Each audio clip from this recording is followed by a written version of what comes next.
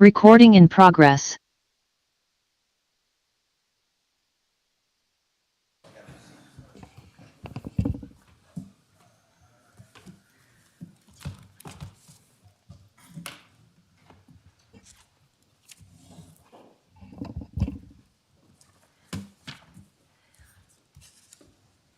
All right, I'm going to call this meeting to order for the Lake Tahoe Vacation Home Rental Advisory Board.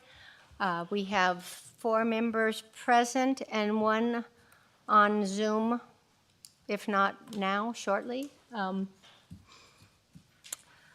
We'll start with the Pledge of Allegiance led by Michael Sloan. I pledge allegiance to the flag of the United States of America and to the republic for which it stands.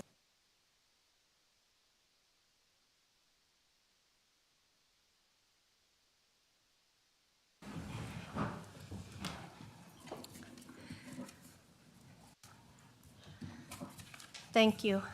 Give me a second here. I'm a little disorganized. We will start at this time. Public comment will be taken on those items that are within the jurisdiction and control of the Vacation Home Rental Advisory Board. Public comment is limited to 3 minutes per speaker unless additional time is granted by the board chairperson. The Vacation Home Rental Advisory Board uses timing lights to ensure that everyone has an opportunity to speak. You will see a green light when you begin, and then a yellow light, which indicates that you have 30 seconds left and should conclude your comments. Once the light turns red, please sit down. In addition to opening public comment and closing public comment, additional public comment periods may be allowed on individual agenda items at the discretion of the chairperson. And I would ask, before I do open public comment, that if you have a comment on an agenda item, if you are going to be available for that item, then to please hold your comments until that item comes up. I also wanted to make one comment before we start public comment about the role of this board. And this board is not a policy-making board. We just are an advisory board. And I know I've seen many letters and comments made during public comment about changes that we should make in the code. And our job is to make recommendations to the Board of County Commissioners. They make the policy. So I just wanted to clear that up. Now I will open it up to public comment.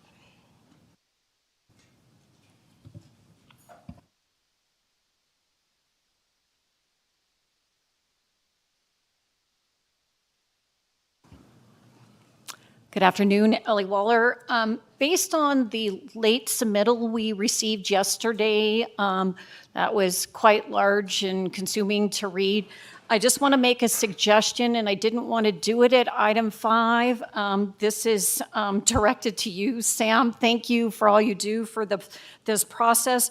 I think it would be prudent when we get to number 5 that you summarize the settlement again, so people better understand what happened during that, and some of those comments then are not quite as applicable as the people might think. I just think it's beneficial for those that don't understand and haven't taken the time to follow the process, and also maybe what a special use permit does and when it's required, based on some of the comments about the wedding venues. I do want to thank staff for getting that out diligently. I'm hoping everybody had an opportunity to take a look. A lot of it's repetitive. I appreciate what staff had to do to answer some of those things in a timely manner in the month of April. Thank you. Thank you, Ellie. Any other public comment? Ms. Reno, do you have any public comment online? Thank you, Madam Chair. Ann Reno for the record. I do have 2 people that I will check with.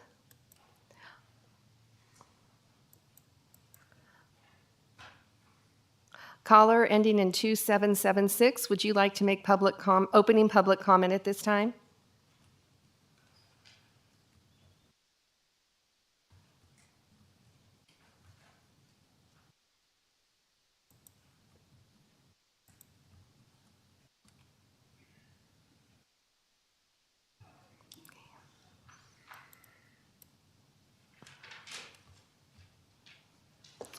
Mr. Oliveri, if you can hear me, please state your name and your 3 minutes will begin.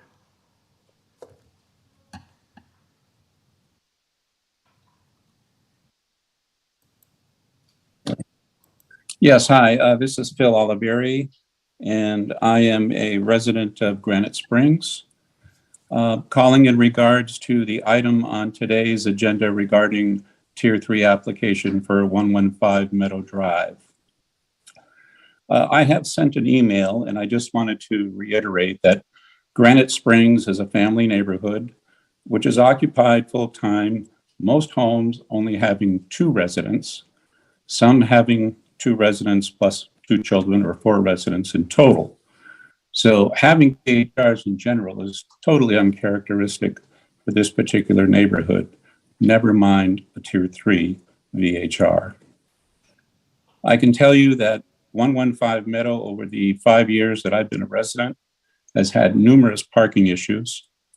The driveway itself is too small, even though we know the regulations say you can put 4 cars in the driveway. The only way they can get 3 cars in the driveway is to pull 2 in straight and park the other one sideways, hanging off the curb onto Meadow Drive. These issues have been submitted in photos to the county in terms of trying to get some relief from the sheriff's department and or the VHR people that monitored code enforcement. Additionally, we've had noise issues with this particular home. It is located at the bottom of a valley, or a culvert, if you will. It is surrounded by homes on both sides, as well as directly behind it. During the nice days, if you will, when it's occupied by VHR residents, we can hear them playing in the yard. We can hear them getting drunk out back. We could hear them yelling and screaming in the hot tub and with their stereos on. And it goes all the way up to the cul-de-sac on Desney. So we do have a concern with this particular property. I do also want to remind you that we have numerous medical personnel living in Granite Springs neighborhood who work different shifts, day, afternoons, and midnights. And we try to do what we can to keep the noise limited. So I would ask you in closing that the board do not vote to approve the Tier 3 application for 115 Meadow Drive. Thank you. Thanks, sir. Any other public, before we, do we have a Lauren? Okay. Any other public comment? Thank you, Madam Chair. Ann Reno for the record. There is no further public comment at this time. Oh, excuse me. I'm sorry, someone just raised their hand. I apologize. Mr. Protel, if you can hear me, please state your name in full and your 3 minutes will begin. This is Dr. Peter Protel. I live at 104 Meadow Drive, down the street from 115 Meadow Drive, who is up for a Tier 3 permit today. I would just like to reiterate everything Mr. Oliveri said. It is especially concerning to the physicians that live on the street. 2 more physicians who previously lived on this street are moving back to a house on Granite Springs that backs right up to this property, and they are very concerned. One is my partner in emergency medicine. We both work all hours of the day, and that is going to be an issue for him. In addition to his concerns that he stated earlier, which are my concerns as well, there's also the issue that this property is in Granite Springs Subdivision 1. The CCNR for Granite Springs Subdivision 1 is on file with the county, has been in place since the Edgewood Corporation built this neighborhood in the early 90s, and it has not been rescinded. That CCNR, which is homes on both sides of Meadow Drive, as well as the facing side of the homes on Cypress Drive, specifically states that these properties are for residential use only, and no commercial activity is allowed in any of the buildings. So I'm really not, I really want to hear some justification for why the county is allowing vacation rental properties in violation of the CCNR when the VHR regulations clearly state that the VHR permitting process would have to show that they are allowed in the CCNR and HOAs of neighborhoods. That's all I have to comment at this time. Thank you. Thank you. Ms. Reno, anything else?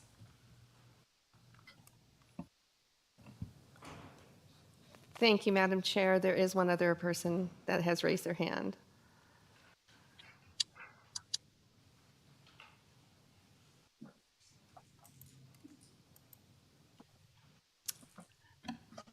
Madam Chair, there is no further public comment at this time.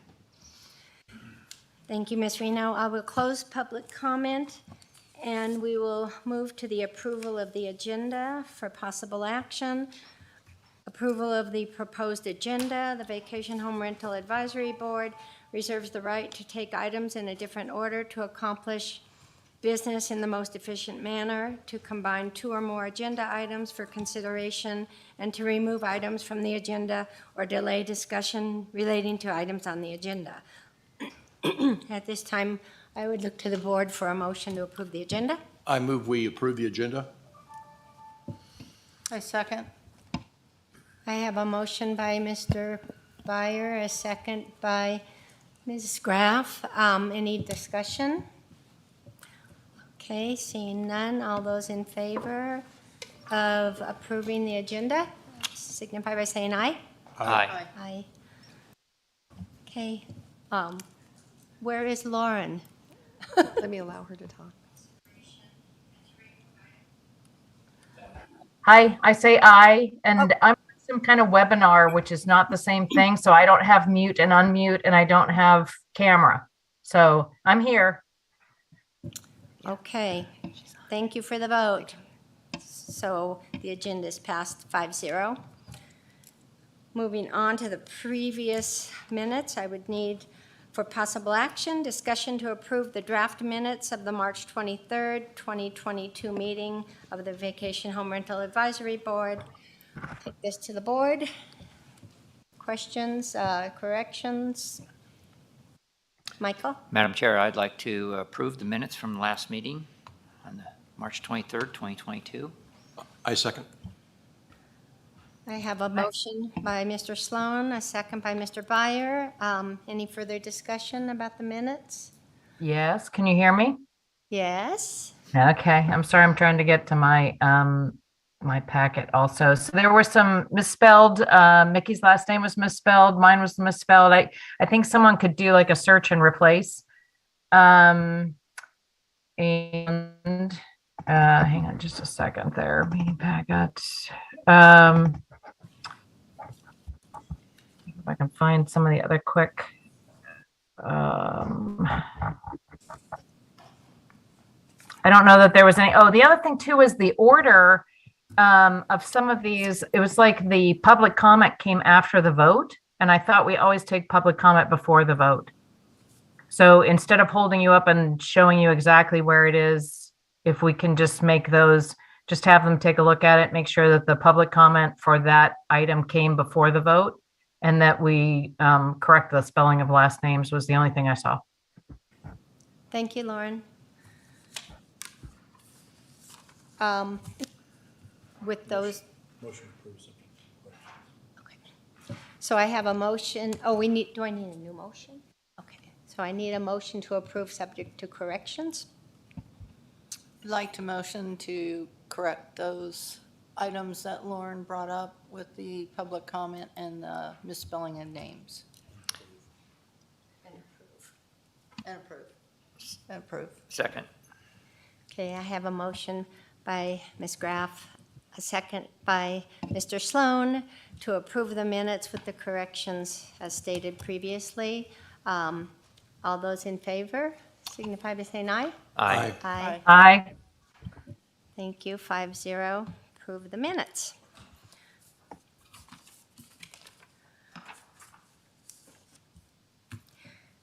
Okay. The chairperson will read the agenda title into the public record and will have the discretion to determine how the item will be presented. The timing for agenda items is approximate, I probably don't need to read this, unless otherwise indicated for a specific item. Agenda items may be considered ahead of or after the schedule indicated by this agenda.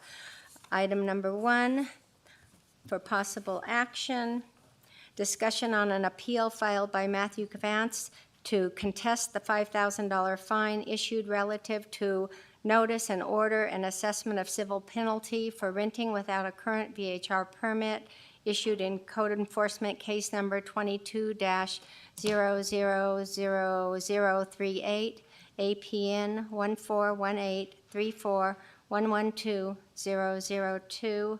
Mr. Delaire. Thank you, Madam Chair. Tom Delaire for the record. This was, we received a complaint from the neighbor on March 5th of this year, and we sent out the Douglas County Sheriff's Office. The officers went out and knocked on the door and verified that it was actually a rental, or renters were occupying the home, and they gave us a report which was attached in the packet, and community development, code enforcement officers issued the notice of violation of $5,000, and this was still in the time with the temporary restraining order, where we had a $5,000 fine was the maximum, and you'll see the next fine and the next item is different because that restraining order was lifted, but it was under that restraining order at the time this violation was issued. So with that, we can turn it over to the representative or Vance for any further information. Thank you, Mr. Delaire. Any questions from the board to staff before we have the Mr. Vance's attorney? Seeing none. Is he? Oh, he's online? I was looking for him out here like last time. I'd like to make just a comment, if I may. Go ahead, Mr. Madam Sloan. Chair, sorry. Yes, on page 49 of our supplemental packet, I believe that the officer's incident report had the wrong month in it. It said details on 2/5 of 22. I think it should have been on 3/5 of 22. So I just wanted to make that note.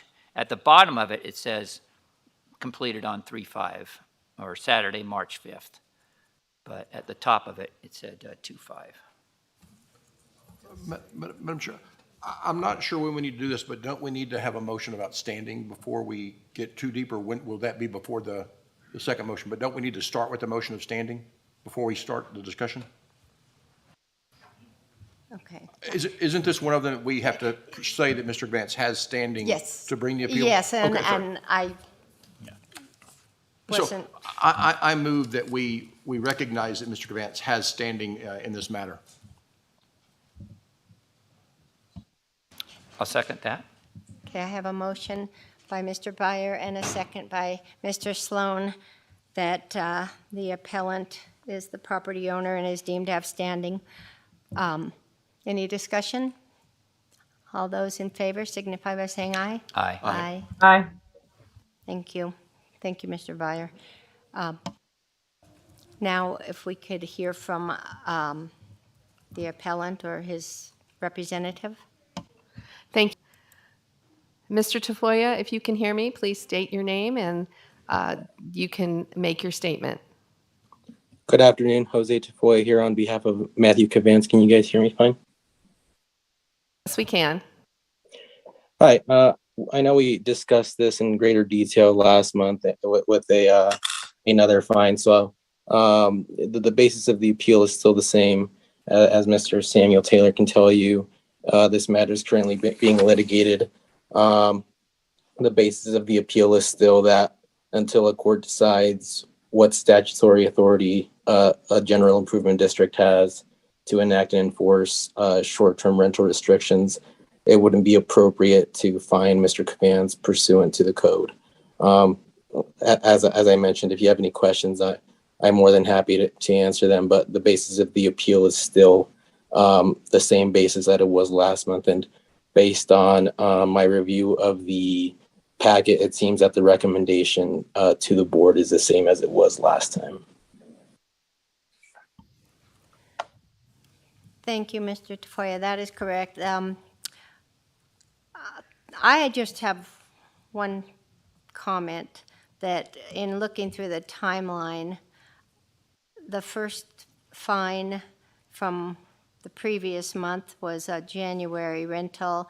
Then it looks like there was a knock on the door and the owners were there in February and they said they wouldn't rent anymore, and that this is for a March 5th rental that was after the date that the owner said they weren't going to rent.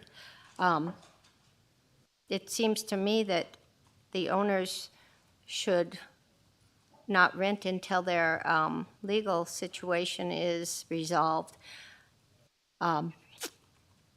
Any other comments? Okay.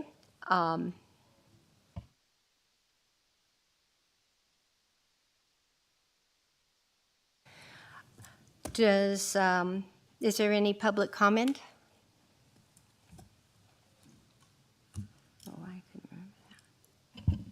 Thank you, Ellie Waller. On item number 1, I agree with the denial by staff as provided in the comprehensive file last meeting as well as this one. As stated at the March 23rd meeting and putting the attorney at time representing, who is still Mr. Tafoya, on notice that the 2016 CC&R change with home purchased in 28 supports the grounds for revocation and cease and desist renting based on the CC&Rs. It's the obligation of a homeowner to understand their CC&Rs, even though Douglas County doesn't uphold what it does, but it does take into consideration in these kinds of hearings. Be reminded, the Lakeview General Improvement District is not assessing the fines. It's the Douglas County Planning Commission, Board of Commissioners, depending on where this finally ends up, under the VHR code in Douglas County, not the GID. Somebody that is a participant in the GID board is also a member of the public and can come forth with comments. Maybe that's where this confusion came from. As captured in the minutes, which bears repeating, I asked a lot of questions about these things, and his omission alone should be reason for fining and falsification of information for revocation. Thank you. Thank you, Ellie. Dale Roberts, but just on an unrelated thing, real quick, for just a quick note.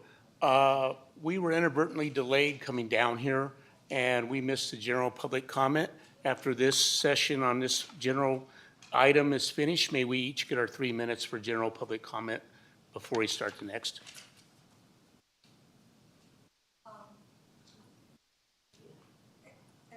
And I would like to add to that. I got an email from Tom Delaire designating that today's meeting was going to be at fire station number 23, telling me that's where I needed to be for my public comment. I went there and that's why we're late. Right. I'm aware of that. So what I was going to say was, if it would be all right with you, I would like to get through item number 1 and 2 so that the attorney for this gentleman that's being fined can, and then. Thank you. That's what I was asking. Yeah. Was just that we get our opportunity. And then, so you want to do opening public comment, basically, Please. which is not related to the items on the agenda. Okay. Okay. Going back to item number 1 and the denial or approval of the fine appeal for Mr. Cavance, where do we stand with the board? Madam Chairperson, I don't see a valid reason to do anything other than deny this appeal. So I move that we deny the appeal of $5,000 fine for the renting of a vacation home rental without a permit based on the evidence submitted and testimonies presented. Thank you, Mr. Byer. Do I have a second? I second. Okay, I have a motion by Mr. Byer, a second by Mr. Sloan to deny the appeal. Is there any further discussion from the board? Okay, I have a small discussion. So I just wanted to reaffirm that we're up against the same situation we were on the last meeting where Mr. Cavance rented knowingly they did not have a valid VHR permit, and that's where it comes down with me. Thank you. Madam you. Chair, I have a Miss- comment. Sure. Looking through this and the timeline, it seems that Mr. Cavance has a separate issue that's outside of what we're dealing with here, which is the legal matter. But he did acknowledge that he does not have a valid permit. He was given time, and he still continues to rent. Thank you, Patty. Lauren, did you have any comments? Okay, so I have a motion. Sorry, Madam Chair, I have one comment. sure. To come back to Mr. Sloan, and I guess just a clarification, and really as much about what we're thinking and how we would potentially see things in the future. And I know each case is facts and circumstances, but in my definitions, absent any counsel to the opposite, renting is having someone come to your house. So in other words, the period that someone rented, the day they agreed to rent is one issue. The fact that someone showed up and stayed in the unit is also there. You know, you can get out of some of these things. And so I'm saying that the rental occurred because someone was there, and without counsel to the contrary, when you actually agreed to rent is not relevant to me. But I just wanted to kind of point that out to you, just so we all know where each other stand, just to kind of clarify that rental is a period they stayed, not necessarily when they would have agreed the contract. Thank you, Mr. Byer. Any other comments? Then I would say let's take a vote. Yes, I have a motion by Mr. Byer. I have a second by Mr. Sloan. We've had the discussion, so let's vote whether to deny the appeal for the $5,000 fine for renting a vacation home rental without a permit based on evidence submitted and testimonies presented. All those in favor of denial signify by saying aye. Aye. Aye. Aye. Aye. Thank you, 5-0. Okay, item number 2, which is going to sound very similar to item number 1. For possible action, discussion on an appeal filed by Matthew Cavance to contest the $20,000 fine issued relative to notice of violation for renting without a current VHR permit issued in code enforcement case number 22-000038, APN 141834112-002. Mr. Dallaire? Madam Chair, may I move that we grant standing to the appellant? Yes. Because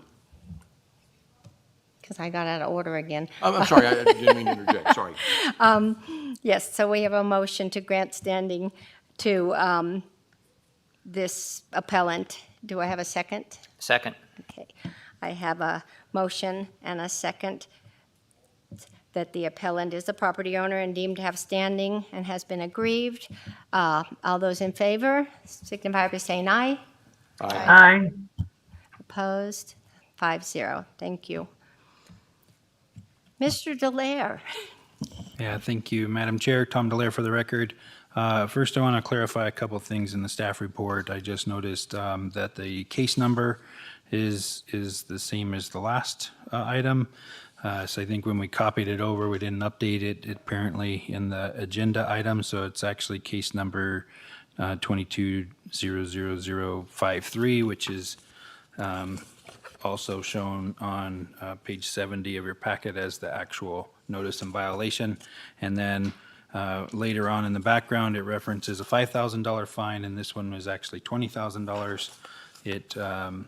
The renting of the same home 2 weeks later, a little less than 2 weeks later, happened. It was verified by the sheriff's office again, and at that time, the TRO had been lifted.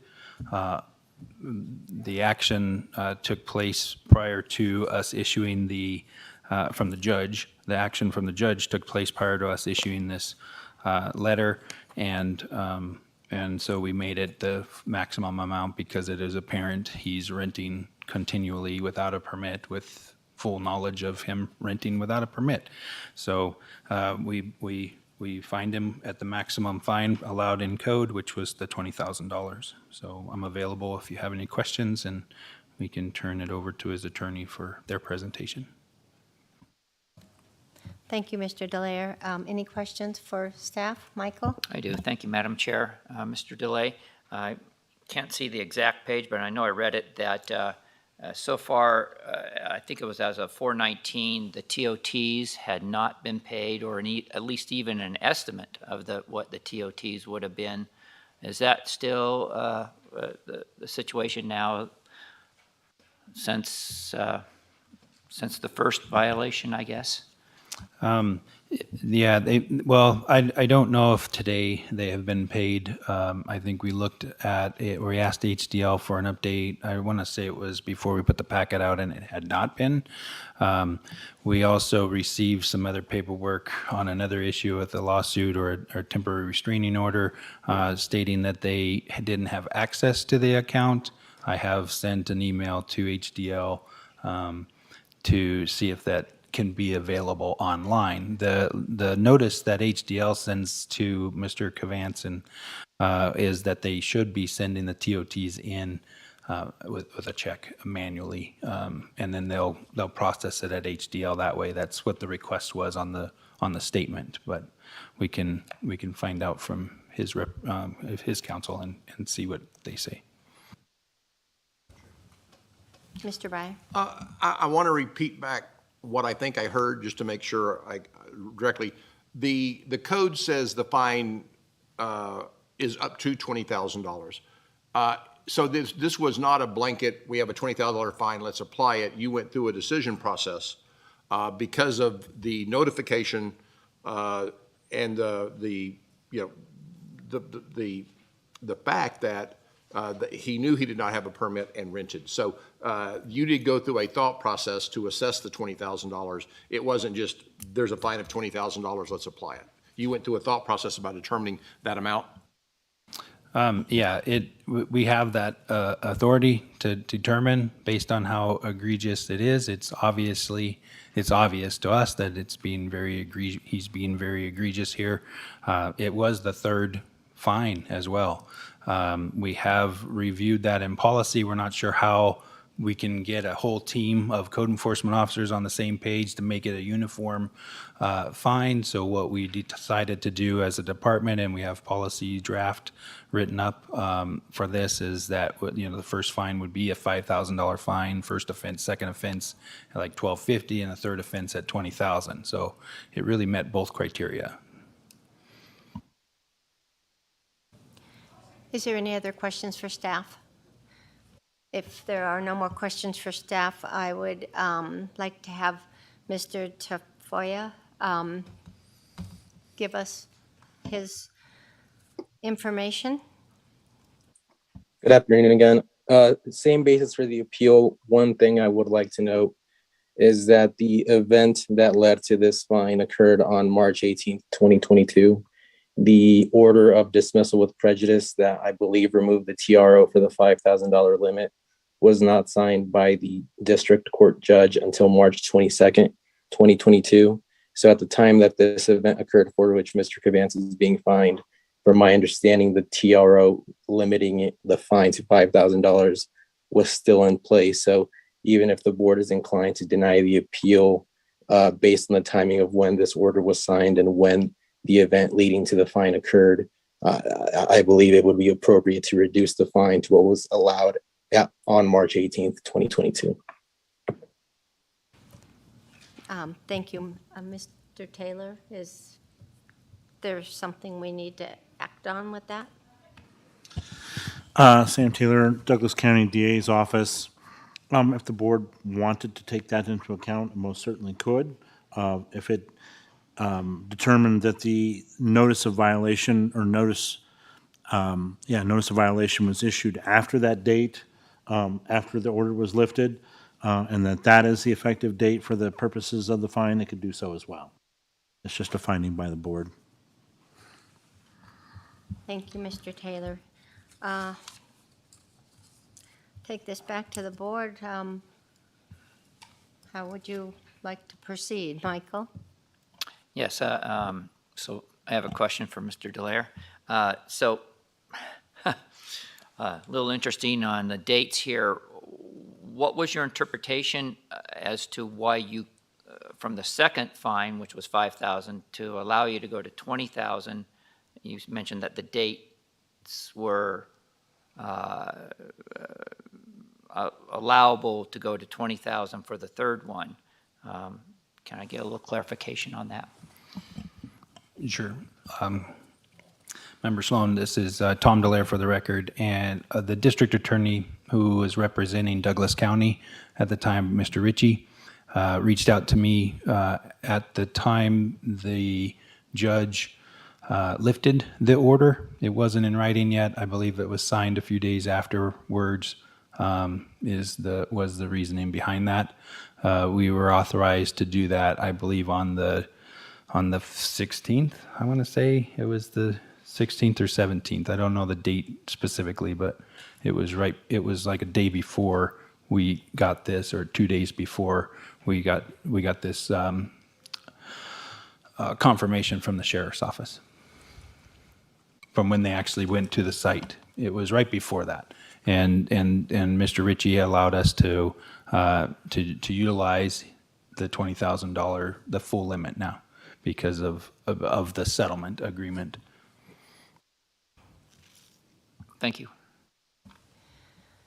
Are there any other questions or comments? Lauren? No? Okay. Public comment?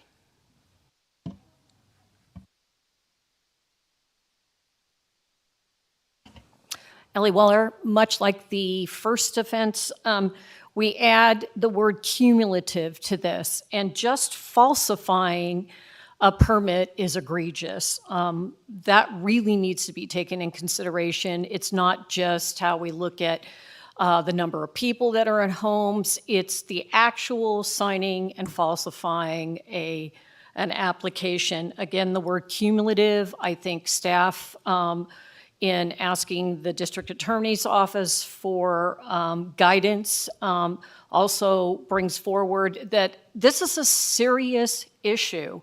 And to continue even under a litigation, it still means you cease and desist. So going on beyond the $20,000, I don't know if there's subsequent fines after this is all paid if he decides to do this again. So I think 20 is more than a slap on the hand for a reason. Thank you. Thank you, Ellie. Is there any other public comment in the chambers here? Is there any online? Thank you, Madam Chair. Ann Reno for the record. I have two callers that I'll ask. Okay. Caller ending in 2776, would you like to make public comment on this item at this time?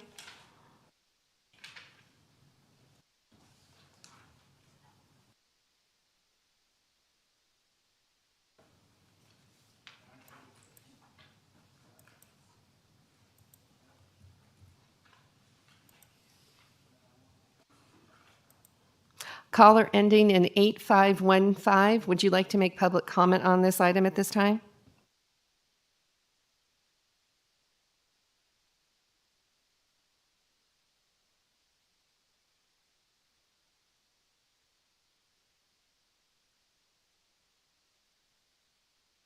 Madam Chair, there's no further public comment. Thank you, Ms. Reno. Seeing no more public comment, we'll close that out and we will come back to the board. Do I have a motion or more discussion? Madam Chair, I'd like to make a comment. my feeling is that Mr. Vance knew that he did not have a valid permit, and he continued to rent. Even in litigation, you should stop until your case is, determined, whichever it may be, through the courts. And he doesn't seem to have any indication of stopping whatsoever.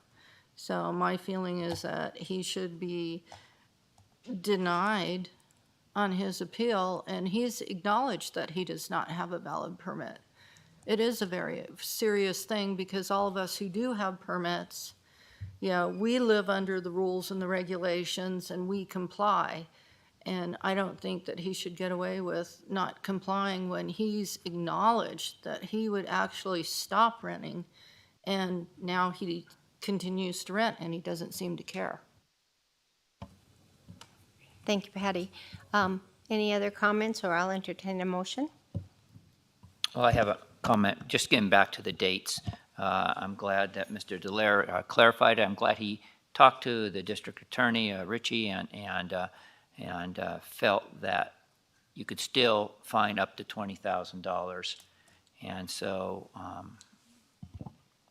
that's where I'm going to land on that one. Thank you, Mr. Byer. I move we deny the appeal of $20,000 fine for renting a vacation home rental without a permit based on the evidence submitted and the testimonies presented. I second that. I have a motion by Mr. Byer, a second by Mr. Sloan to deny the appeal of the $20,000 fine for renting a vacation home rental without a permit based on the evidence submitted and testimonies presented, and with the correction of the case number being 22-000053. Any further discussion? Otherwise, I'll take this to a vote. All those in favor of denying the appeal for $20,000, say aye. Aye. Aye. Aye. Thank you, 5-0. Okay, now I'm going to open it up to the public comment, to just you two that weren't able to make it because of the wrong location. And this would have to do with nothing on our agenda, just opening. Yeah, thank you. It's based on some input I had with the enlightening phone call last night. So if I could maybe go over slightly, just to put in something a little extra, but I think I'll be in under 3 minutes. Okay. I usually do. Okay, am I on? I'm on. Okay. Perhaps what I'm about to say right here needs to be presented to the Douglas County Commissioners. Oh, Dale Roberts, concerned citizen in the Kingsbury Estates, or up there. But it needs to be stated to the Douglas County Commissioners as well as the Vacation VHR Committee here, for the benefit, because I'm trying to give some constructive input here that might, I don't know, help the situation. But, noise and overuse of the houses are really the major complaints as to what's going on here. And one way to control the numbers on who's using the homes is to control the parking. Now, we can't do anything about the parking on the streets. Obviously, is what's going on. They have to stay in the parking spaces. But we have rules about doing that. But yet, like I said, we can't control that. But one thing, I lived in Tahoe City for 30 years before moving to the South Lake 20 years ago. And they have, in Placer County, you park on the street during the winter, regardless, you are getting a ticket. It doesn't matter if the sun's been out for 2 weeks, you get a ticket. And I think if Douglas County changes the ruling a bit, that'll help cut down on the amount of cars that these people come up, put 3 in the driveway and 6 in the street, because that's what's going on. And now they have every bed in the house and then some occupied, and the noise is just continuous, and there's really nothing that you guys say you can do about it. And I had a long, protracted conversation with Richard last night, and he confirmed a lot of this. And the people I know in Tahoe City still there say this is doing wonders still for all the VHRs that are proliferating in their area as well to keep this parking problem down. They just get a ticket. Who cares? And it's more revenue for you guys. Because I get it, Douglas County now needs money more than ever because they're no longer a guaranteed county. They stopped getting funding by the state. So you guys need money more now than you did a month ago. And so one obvious way is to increase the revenue from VHRs, which is at the cost of us residents that live up there, because more and more people are going to come in. And see, I got yellow already. Okay, but I'm trying to get, for the enforcement officers, they have no teeth. So the reason they have no teeth is they can't go to the door, they're not sheriff deputies. So I propose, to get more money, we need to put $1,000 more in a permit fee, $1,800 for a year on a house that gets $2,000, $2,500 a night is nothing. It's a pittance. Same thing with the $5 a night tot, okay, per room. You can double it.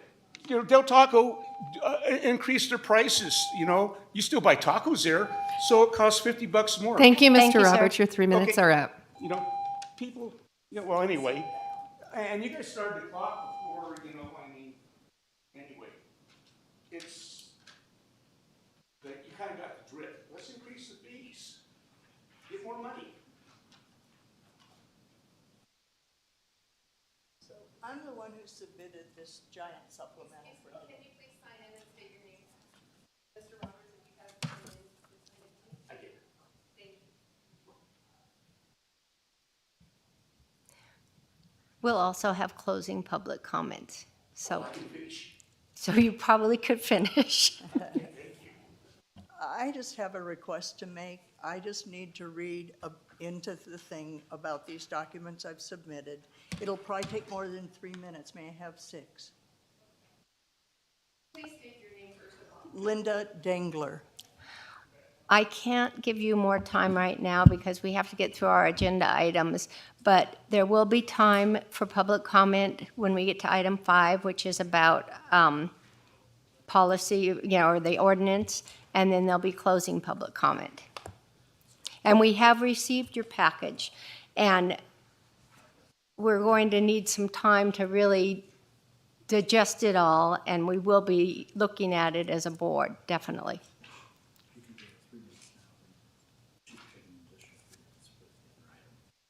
Okay. Okay, yeah. So you'll have 3 minutes now. You can have 3 minutes with item number 5, and then closing public comment, you'd have 3 more minutes. So you've got plenty of time. But Is this on? You're on and you're ready to go. We're going to start your 3 minutes now. Okay. I've submitted many documents, as you all can see, and here's an outline. Group 1 documents. This has a copy of the VHR codes that Douglas County are required to abide by. There is significant proof that this is not done. The photos submitted to code enforcement as a complaint are photos with the metadated date, time, date, and stamp. This is related to 695 Amy Court. Photos show 14 people when 8 people are allowed. The photos show cars parked on the bridge driveway blocking required 6-foot wide easement for emergency service, and the cars parked on the street during the day and overnight. This qualifies as 3 serious violations. Richard Lauritsen has said they do not regulate number of people, they do not regulate the cars. VHRs are allowed 2 people per bedroom, a new code just approved for a 4-bedroom place to make it 10 people, which is way beyond what any of us ever had to live with before. You will see in the documents in Group 1, the VRBO ad for 695 Amy Court shows 14 sleeping spaces. Not 2 per bedroom, 14. So that needs to be changed.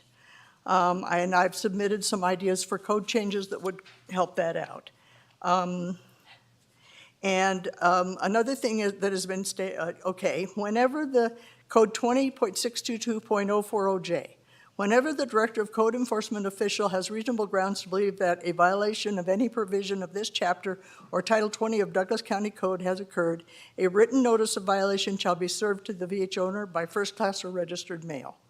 I don't know if this has happened in relation to this because Tom Delaire said to me, they don't have time to let me know what's going on, and I have an idea for how you can do that.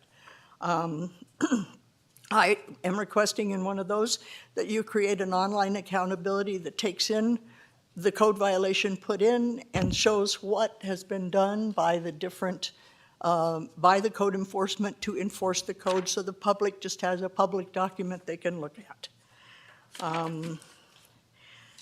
Group 2, these documents discuss 20.622.010B, number 7. It is the intent of the Lake Tahoe Vacation Home Rental Ordinance to make the transitory lodging activity permitted by this chapter resemble the existing residential uses made by resident owners and lessees. And I can tell you that there is hardly a single code in this or how it's enforced that makes it be what I had before you guys came, before VHRs happened. You keep increasing them. Now it's 8, and now it's 10. Well, in my neighborhood, we had 2 or 4 people per house. We had empty houses because they were owned by someone who would come up and use their house on occasion. So, you're not following your own created intent in having these. And I have a lot more to say. I don't think 6 minutes. Thank you.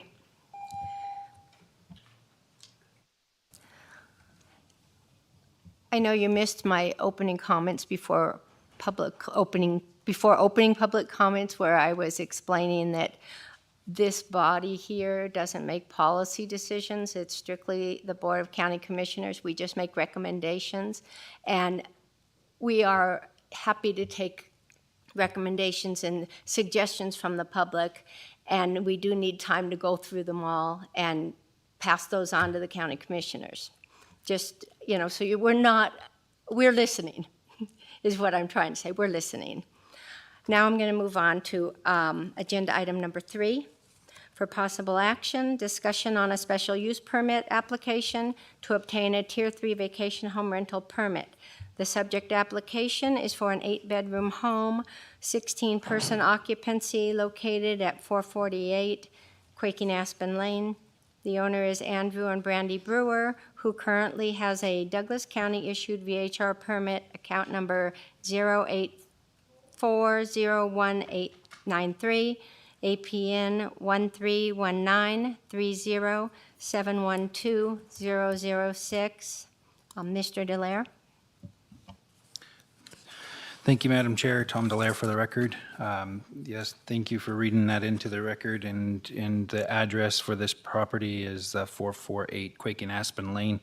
This is right across the street from the ski run and has a bear on the home. I thought honestly that was a duplex when I drove up there and looked at the neighborhood, but apparently it's just one home, 8 bedrooms.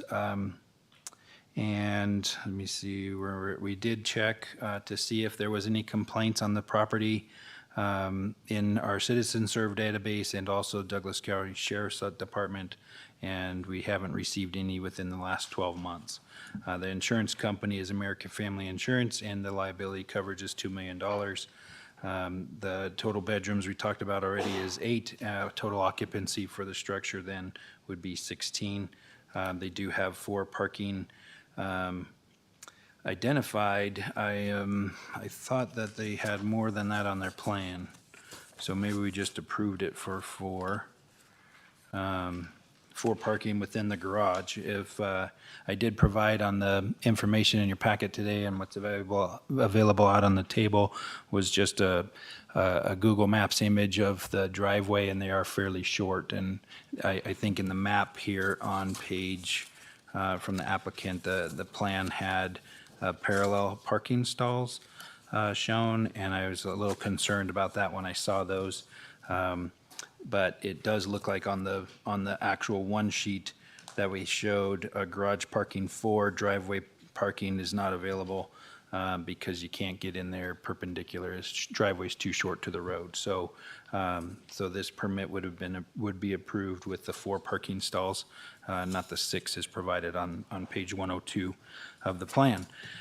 They provided the rest of the information. There is a dumpster. I think in one of their images you can see the dumpster house, and this is in the Tahoe. Lauren, help me out. What's the name of the HOA next to you?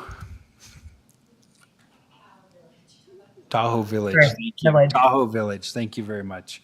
Tahoe Village Homeowners Association, and there is some parking down the street that they identified as well, but we didn't get any verification from the applicant that the HOA has issued them a parking stall or two from that opens parking spaces, so we didn't take that into account.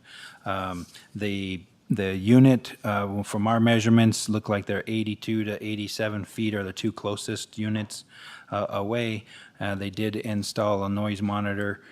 We may consider looking at adding an additional noise monitor maybe in the back, but it is something that we can discuss here today. So if you have any questions for me, I will try and answer them. I'm available for any questions. Thank you, Mr. Delaire. Questions for Mr. Delaire? Mr. Byer? Mr. Delaire, I probably have missed it, but I believe under the code that the owners and the management company are supposed to file a statement that they have read the code, and I couldn't find any reference to where that was on file, or am I misunderstanding the code, or? I believe the exam certificate would cover that. Oh, that okay. Yeah, we received, I'm sorry, I was going to finish with Because the that. exam certificates were there. Yeah. I just didn't see a separate statement, because I don't believe the owners are required under normal circumstances to pass the test, right? We have been requiring them to do that. Okay, I don't think it's in the code, okay. Yeah. But so your consideration is if they pass the test, they've read the code, which is a normal, Yeah, I'm not sure you can pass that test without reading the I don't code. know if you can pass that test with reading the code. Mr. Sloan? Madam Chair, it's hard to follow things like this. Mr. Delaire, get it off the subject fast. So does staff check to see if there are CCNR restrictions for this particular applicant? Not specifically CCNRs. It is really difficult for staff to find CCNRs. We have access to the deed pretty easily. The deed doesn't state CCNRs. It's quite amazing, actually. So if there is an HOA out there that has CCNRs, they can provide them to us. I think the next item has this, and I was going to try and address it at that point, but in the next one. But I don't believe Tahoe Village has CCNRs against VHRs. Most of Tahoe Village is actually commercial type rentals and apartments and condos anyway. Thank you. Thank you. Other questions for staff? Lauren, you have nothing? Is the owner available for questions? Thank you. Thank you, Madam Chair. Ann Reno for the record. Mr. Brewer is the owner and he is online. Mr. Brewer, if you can hear me, please go ahead and begin your statement. Hi, can you hear me okay? Yes, we can. Thank you. Great, thank you. My name is Andy Brewer, and I own the vacation rental at 448 Quaking Aspen Lane with my wife, Brandy. We've been married for 15 years, have 3 children, and have hosted short-term rentals in Douglas County for the past 8 years.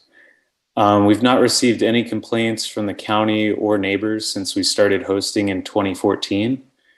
In 2020, we sold our property in Round Hill and reinvested the entire amount in the property we're discussing today, which we've nicknamed the Bear on the Roof. We did so for a number of reasons, but first and foremost, we wanted to sell our property in Round Hill to a full-time resident and invest instead in a family-friendly property in a tourist area that would be both great for our own family and be great for hosting other families as well. We strongly believe that vacation rentals should not interfere with the health of the community and should be far away from community infrastructure like schools, libraries, public parks, and quiet residential neighborhoods.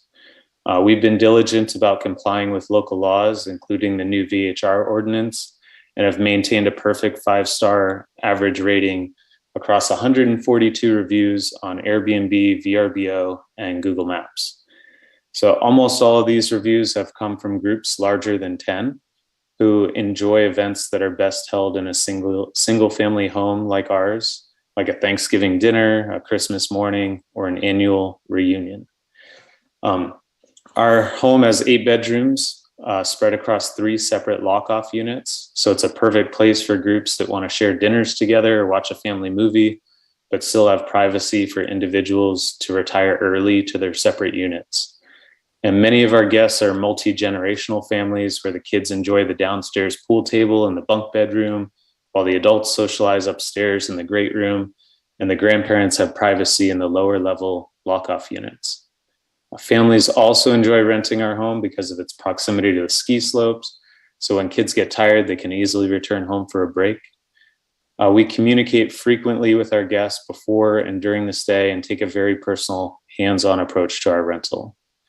Our home is also unique in that we're one of a handful of true ski in, ski out single-family homes in Douglas County. We're located in the heart of Heavenly's resort area on the only road accessing the Stagecoach Base Lodge. That means we have constant tourist traffic, ski shuttles, and public bus stops steps from our front door. Even though we're in a bustling tourist area, we're also unique in our distance from other units. Looking at an aerial map, it appears that our home has more open space surrounding it than any others in the HOA that I could find. The open lots on both sides of the home are heavily wooded, non-buildable, and not eligible for sale, meaning that our home is possibly the most secluded in Heavenly Village. According to the VHR map, every structure between our home and the Stagecoach chairlift has a short-term rental permit, including our 2 immediate neighbors. However, we spend a lot of time at our home as well and have made friends with the few who live on the street year-round. In our community, many of us like to walk our dogs on the ski slope after the last skiers come down, and we've made a lot of great friends that way. We communicate with them through text messages, help each other out, and check on each other's properties. So despite being in a resort area, I would say that many of us on the street have built an exceptional sense of community with our neighbors. And as evidence of that, 4 of our neighbors within a stone's throw of the house have signed a petition to support our application for a Tier 3 permit. That includes 2 neighbors directly to the left of us and 2 neighbors to the right of us. We also have the support of several other long-term county residents. And in the reviews, they describe us as helpful neighbors, professional and considerate, and as having a long history of respectful guests with no noise complaints. Additionally, during the public VHR hearings, our home was singled out on multiple occasions by both county commissioners and long-term residents as an example of a great location for a short-term rental. And we're fortunate enough to have become an iconic home in Douglas County with tourists snapping photos of the bear on the roof and enjoying a day on the slopes. And we're proud to have created these memorable experiences for our guests while building a strong community of neighbors and bringing smiles to tourist faces as they half jokingly ask each other if the bear is real or not. In conclusion, I would like to respectfully ask the board to approve our application to host up to 16 people at our home, which will allow us to continue to invest in the community and continue to serve our repeat families who have been exemplary guests of Lake Tahoe and Nevada's Stagecoach Lodge. Thank you. Thank you, Mr. Brewer. Are you available for some questions? I am. Okay. The board have any questions for the owner? Mr. Byer? Yeah, Mr. Brewer, I have several. The first, it looked like your last permit was for 6 bedrooms, 16 people. Now it's 8 bedrooms, 16 people. Where did the 2, we only see what it is now. Where were the 2 extra bedrooms created, or were they refurnished, or where did the 2 extra bedrooms come from, or was last year's permit, you wanted 16 and so you put 6? Yeah, so the 8 bedrooms were there when we bought the home in 2020. They were used as longer term rentals, but now we're interested in renting out the entire property on a short-term basis. Okay, thank you. And it was hard to tell, I don't ever go on someone's private property. And I was trying to figure out when I look at your garage and the bedroom above that garage, is there a deck between that garage and the main house? Or can you explain the way you get into the garage? If you're having that family dinner in your main house, how would you Mhm. physically get into the bedroom above the garage? Yeah, you would have to exit the main house, go down a set of stairs to like a landing deck, Mhm. and then you'd open up. There's a door behind the garage where you open that up, and then you can enter into the space above the garage. Thank you. So you do have to go outside. Okay, thank you. Yep. And I was fascinated by your petition. And Thank you. again, I think that might be something that others want to look at. So I really wanted to ask, you know, data is important, but you need to understand how the data came. I noticed everybody responded on the same date, so you created this, I'm assuming this is some kind of electronic petition, and then did you send emails requesting people to respond, or how did these people find this petition? You know, they all answered within, you know, most on one day, one on the next day. Can you tell us a little about this petition process? Yeah. So when we were, when we learned that we were going to be up for review, I was reading some of the other previous reviews for tier 3 permits, and it sounded like feedback from the neighborhood was very important. Mhm. And like I said, we built a strong community up there. So literally minutes after I texted my neighbors, I put this online just so I could collect a bunch very quickly and make it easy for them. I texted the neighbors and said, hey, can you support us? And they were happy to do so. So that's why they all came in so quickly. And just to be clear, you mentioned, because when I looked at your house, it is far if you think something should be close, and it's close if you think something should be far, right? Right. It's about 80 feet. Is the 456 Quaking Aspen Lane and the 470 Quaking Aspen Lane, are those your closest neighbors, and are those also VHR permit holders?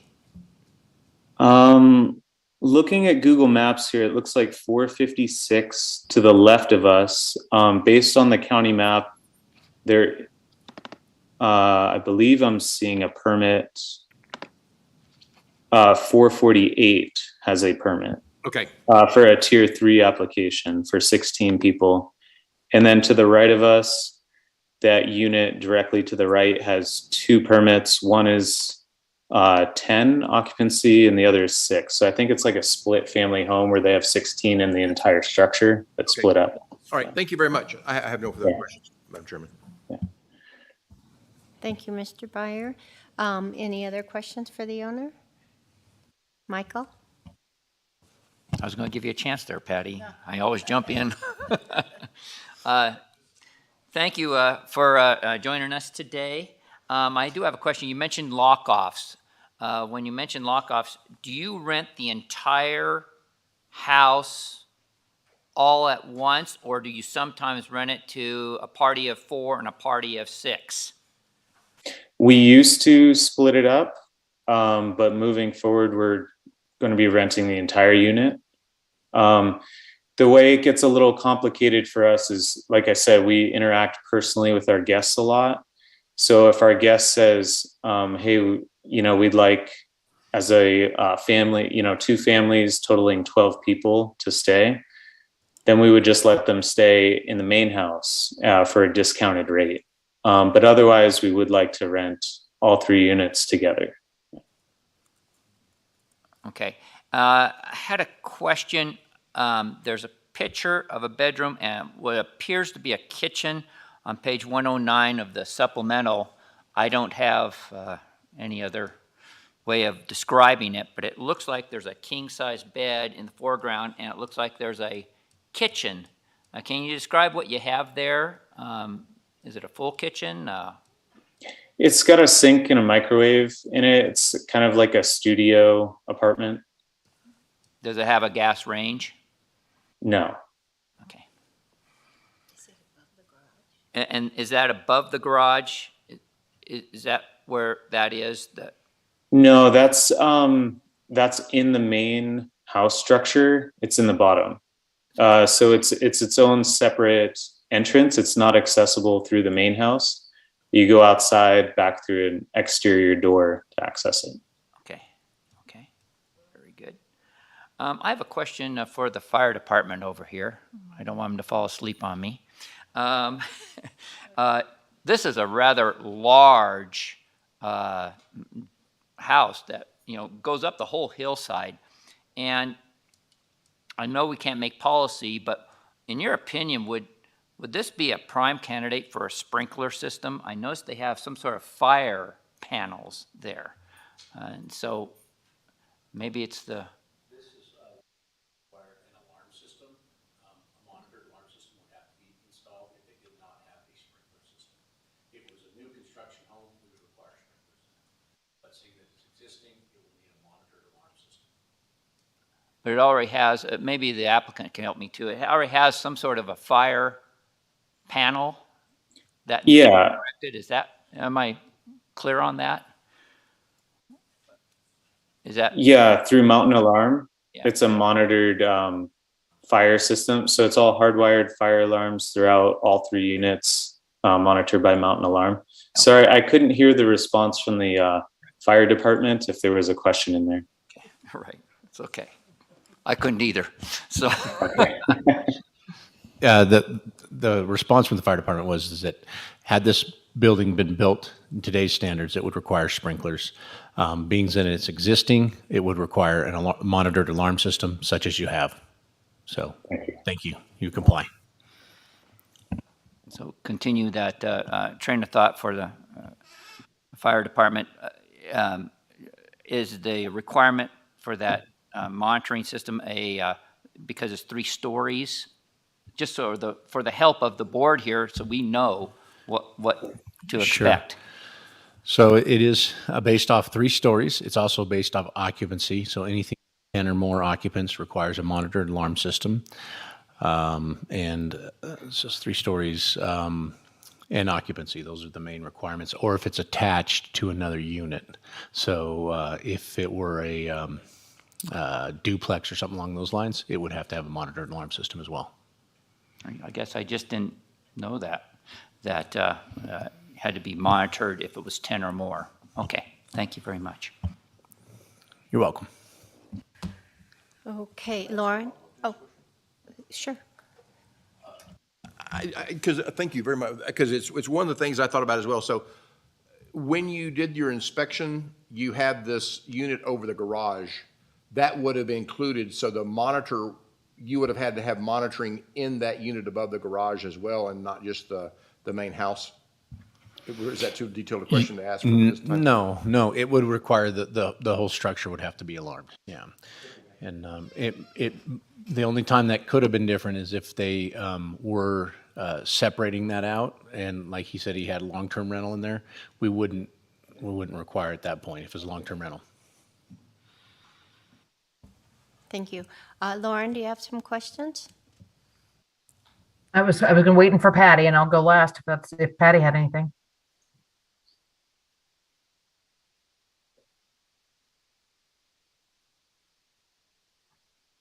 Did Patty have something, or are you ready for me? We're ready for you. Okay, all right. So, okay, guys, we talked before, and this is new. We had the mansion and the carriage house. So, and Mr. Brewer, this board is working through some of these things as far as code goes, and having places to code. And so I've got I guess a few questions here. Mr. Brewer, how many kitchens do you have in the unit? In the entire structure? Yeah. Well, we have the main kitchen in the main house, and then the studio down below the house, we have a sink and a microwave. I wouldn't necessarily call that a kitchen. And then above the garage, we have a kitchen as well. Okay, and the one with the bed and the pony wall, what I'm seeing is a 4-gas stove and a full refrigerator. Yes. So there's a whole kitchen in that one where the bed is behind the pony wall. Correct, yes. Okay, Correct. and that's not the main kitchen. Correct. Okay, the main kitchen is the black top, black, let me see here a second. All hardwood walls. Hardwood, Yeah. yes, okay. So, guys, I've got a few issues. So, multiple kitchens, full kitchens, so full stove, full refrigerator, 6 foot of cabinet space, storage, and a sink. And so, I don't know what we do with this because we've got multiple units within what is designated as a single family dwelling. 2 is we've got rooms above in a separate building, and we dealt with that with the place out of the mansion and the carriage house. And I cannot remember the reference to the ordinance that I think Mickey brought up as far as it was a single family dwelling or one unit, that type of thing. And we know that we have to fix that in ordinance. And then it looks to me like the bedrooms above the garage are not permitted. If you look at the county's assessor's page, the garage is 43 or 48 by 23.5, and that's 1128 square feet, and that's what it is. And there's no other additional stuff. So, we're talking about needing, if it has a full kitchen and it's its own entity and it's separate from the building itself, this is where someone has a heart attack in that place and they say, well, I'm in this place, and no one knows that place exists. It's just one of those things that I think we owe it to the people that rent. And Mr. Brewer, that's not a reflection of you. We're just talking about what this board has to deal with and approve or not approve or give direction to owners about what needs to be changed. So I'm just uncomfortable with these types of things. And the question comes in is, and I hope Mr. Brewer knows, you cannot rent separate areas with one permit. So your permit is for this whole area. Now, yes, you can say you can rent for less and just not rent that area above the garage. You can rent less, but you cannot rent separate areas to multiple different people. They all have to be one group together, because we've had issues with this stuff before. And so those are basically, those are the concerns. Those are my concerns. I mean, correct. And we don't do that. We don't rent to multiple groups. It's one group rents the whole thing or a portion of it. But thank you. Thank you, Lauren. Tom, just a quick question so that I don't have to look it up. Land use number 200, what is that? Single family residential code. It's how they do the assessment. So it's not 2 units on one parcel or anything like that. This is considered one unit, one home. Yeah. I mean, I'm for just the looking at- assessor's map. I mean, Yeah, that's what I'm looking at. We've identified that there's some definite problems between what's actually out in the field and what's on the assessor's sheet, and I'm be working with Trent with that. Anyway, we're looking into it. No, I was curious basically because the place that Lauren was referring to, and that was the Sierra Sunset property, I believe it was actually 2 units on one parcel. And this is 1 unit on one parcel, because we were trying to clean that one up. I just wanted to clarify the difference there. But if I could. Go ahead, Lauren. Well, okay, the assessor has it down as 1 unit on one parcel. But, if it has a full kitchen, then it is, if it had, there's some code stuff here.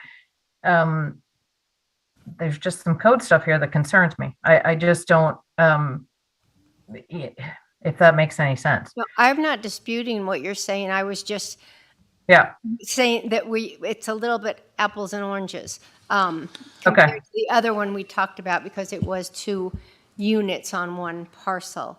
Okay. Patty, I know you had, Madam Chair. Mr. Taylor? Yes, I think it might be helpful for this, Sam Taylor for the record, Douglas County DA's office, might be helpful for discussion on this particular topic to inquire with either Mr. Delaire or Mr. Booth relative to how Douglas County would characterize this particular property and also the additional kitchen. Because the additional kitchen is generally what classifies something as a separate unit or not. So maybe they can explain a little bit further how they would go about examining this particular problem that Lauren raised. Thank you, Mr. Taylor. Which one of you two want to take this? Mr. Delaire? I'm sitting at the microphone. Tom Delaire for the record. So on his diagrams, and Mr. Brewer, maybe he can clarify, but on page 103, they do show the garage on the lower portion of that page, the exterior, the road, and then the two-car driveway is what they're showing, the garage, 4 cars, a deck, and then the house. Then above that is the garage, above garage it says, and there's a living room, a bath, and a bedroom 8. So I'm not clear on where this second kitchen is. I'm assuming maybe it's above the living room on that floor. And then they do show on the, well, let's see, page 104, it's bedrooms and living area and a bar. And then on page 105, they actually show the kitchen, which is on the second floor. And then there's also a living room, a sitting room, a bedroom 3, and a bedroom 4. And then the basement has, which I'm assuming was what he was explaining was the lock-off room, was bedroom 7 in the basement. So we only see one kitchen. The 2 kitchens is new information, I think, for our staff. But what we did with and I think it's similar, is that technically his garage isn't even on his parcel. But besides that being another issue, up at Tahoe, I don't know how all this stuff gets built back in the day, but if he has a unit above the garage, and it is separate from the actual main house, then maybe it's 2 units, and it would need to. I don't know if it's addressed that way. It doesn't appear to be. It looks like there's just one address at this facility. Madam Chair. Mr. Taylor? If I may, I was involved in a discussion with Mr. Booth, again, Sam Taylor for the record, Douglas County DA's office. I was involved in a discussion with Mr. Booth and another representative from the DA's office, AJ. And AJ was showing us pictures of the house inside on Zillow, which shows a second full kitchen in the room above the garage. And it's questionable whether or not, what's the status of the kitchen with the room with the pony wall. Maybe it might be helpful if we could call that up online, maybe Zillow, look up the unit online and go through the pictures. Is that possible, Tom? Sure, and I can clarify as well if that would be helpful. But just one thing to point out, if I may, for the record, the presence of a kitchen generally is what lends itself quite well to the determination that it's a separate unit under our code. So Lauren's point is a good one and perhaps involves some additional examination. Thank you, Mr. Taylor. Lauren, I know you looked at Zillow, so why don't you share with us? Well, I can't share that, but let me clarify. So when we're talking, it looks like there's 3 kitchens. However, I'm not sure that the smaller one qualifies as a kitchen because I'm not sure if there's 6 feet of counter space. I can't really tell, but there is a full refrigerator, full stove, sink, place for storage. And I just don't know the exact space of, I don't know the space of the countertop. But here's, the whole reason for bringing this up is this. Hotels are managed, and they have so many things to do for code, because you can't rent to someone and have an unsafe condition in place. So to me, we've got to get a handle on addresses and whether places are built to code. I don't see anything in the assessor's office that shows that the bedrooms above the garage are to code. So there's, okay, go back a minute. That was your first kitchen. That's the main kitchen. So, those are my concerns, that we have people staying in a place that may or may not, and Mr. Brewer may not know because maybe it was there before he bought, but that they are to code. And then the other part to this is we know, and I'm not Mr. Brewer because he bought it this way, but we know that there are people that put in multiple kitchens and have multiple areas to live in, which puts a strain on HOAs, which puts a strain on KGID with the additional people, which puts a strain on when, and if it's considered another residential unit, then it should be. And I'm sorry to have to raise all these questions. I'm done. Thank you, Lauren.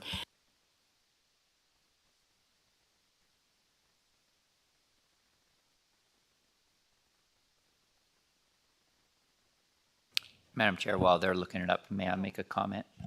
Of course. Yes, thank you, Lauren, for finding that on Zillow for us.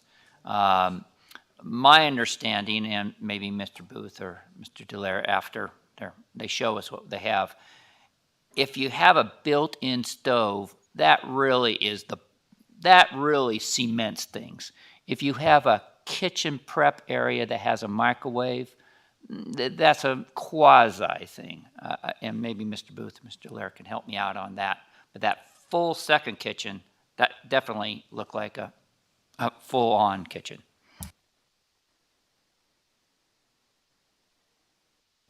And just so I can confirm, there's 3 kitchens, just so we know. 3 with stoves, refrigerators, sinks. Well, these photos are from before I bought the house. So there's 2. This one, the stovetop's not there, so I wouldn't consider this one a kitchen. I didn't know about the 6 feet of counter space, which we could measure and see if it's accurate, but it does have a refrigerator down there. There are two kitchens with stoves. Mr. Brewer, when you're describing these, can you tell us where they are so we can be clear? Yeah. Thank you. Sure. If you want to go, okay, so this one is under the house. This is the studio unit that has its own bedroom, bathroom, private lock-off. And then if you go to the next one, I'll tell you where that one is. And Mr. Brewer, on that picture, the cooked nut stove is no one Correct. cooktop then. And that the only thing that's down. Yeah, so it's just the microwave, the sink, and the refrigerator.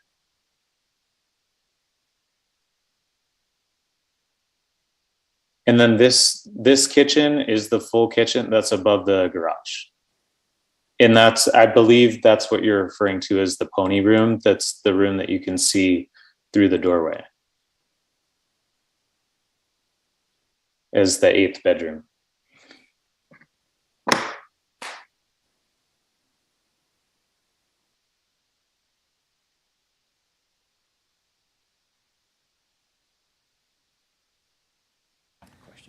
Okay. Oh, Keith, go ahead. I don't have any more questions for Mr. Brewer, but I guess I have a question for us. And again, I think we've got to come to some kind of discussion of the kitchens, of the multiple lock-offs. I think we got to do that. I guess I wanted to go to another topic completely, and that is the proximity to other units. And I've been thinking about this since we got the board agenda. I really wanted to hear the opinions, of the public and of the board members, because I saw how, it is within my kind of absolutely arbitrary 100-foot line. Then I look to what neighbors say. Well, neighbors are VHR owners. And so I can get to a good place that you're not going to disturb residents because there are VHR owners. But then I go to, these aren't designated as VHR streets. So when do you give up the right to enjoyment of enjoyment of your privacy, and so of your property? And I'm a little concerned that someday one of these other VHRs will sell to someone who I don't know, I guess they could do due diligence on the website, but walks into this thinking, wouldn't it be nice to live across a ski resort? And all of a sudden, they're in this alleyway, in this way. I like the idea of having this group of VHRs that are by themselves. There's not year-round residents, so I like that. And how where I finally got to the proximity and the noise would be that this is one where I would want to see the noise generated rather than look at complaints, because you're not going to have complaints because the neighbors are VHR owners. And so on this one, you know, if we move forward with approval at some number, depending on the kitchen and all the other thing, I think this is one I would like to see again after noise monitoring, to know this is a massive noise and I take I'm not disputing anything, right? It would be good to know that this unit, although big, does not generate noise, and that's why there are noise complaints, or it's in the middle of a bunch of VHRs. It is noisy, but that's why there's no noise complaints. And I would just like to know that before we get to a decision to approve that issue up, that, you know, there are a lot of good things about this house.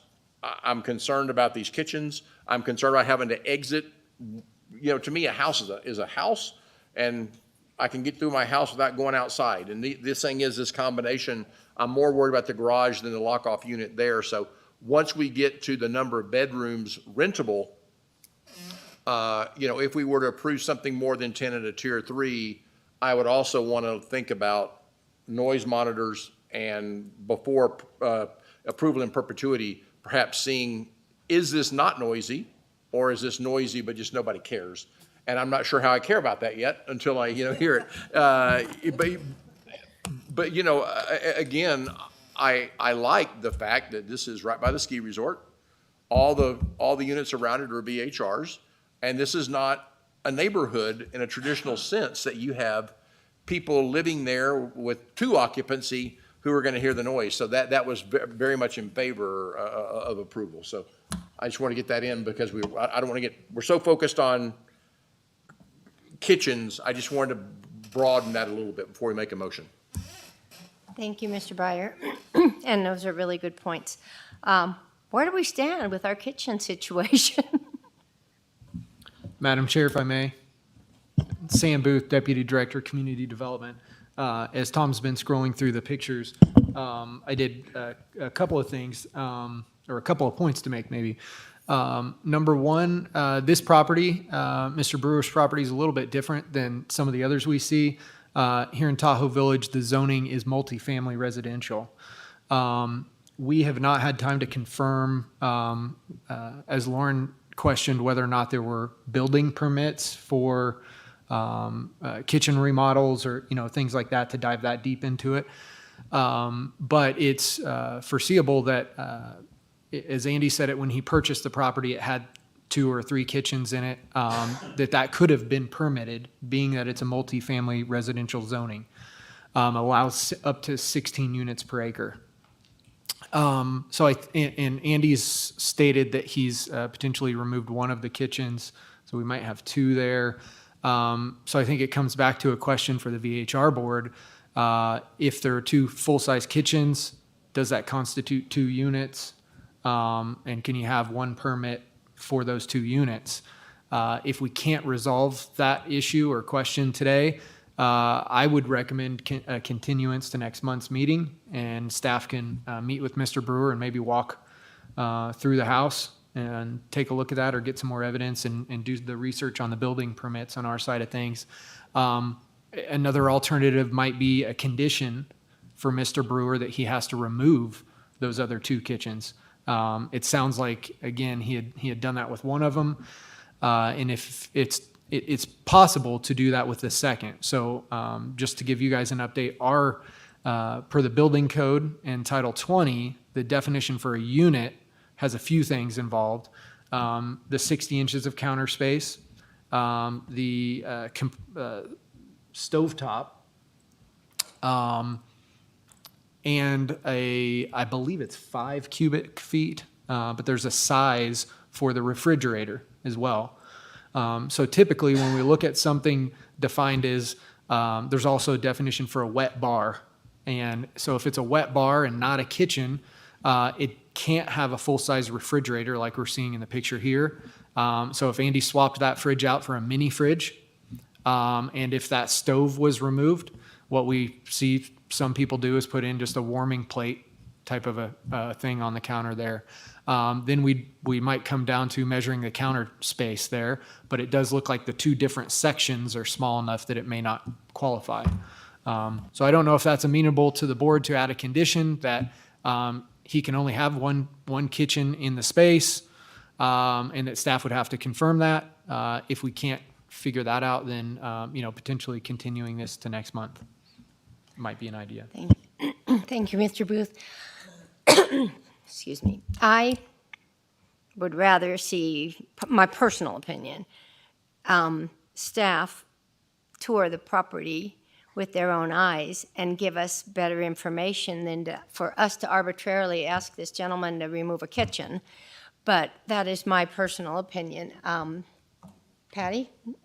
Now I'll make a comment.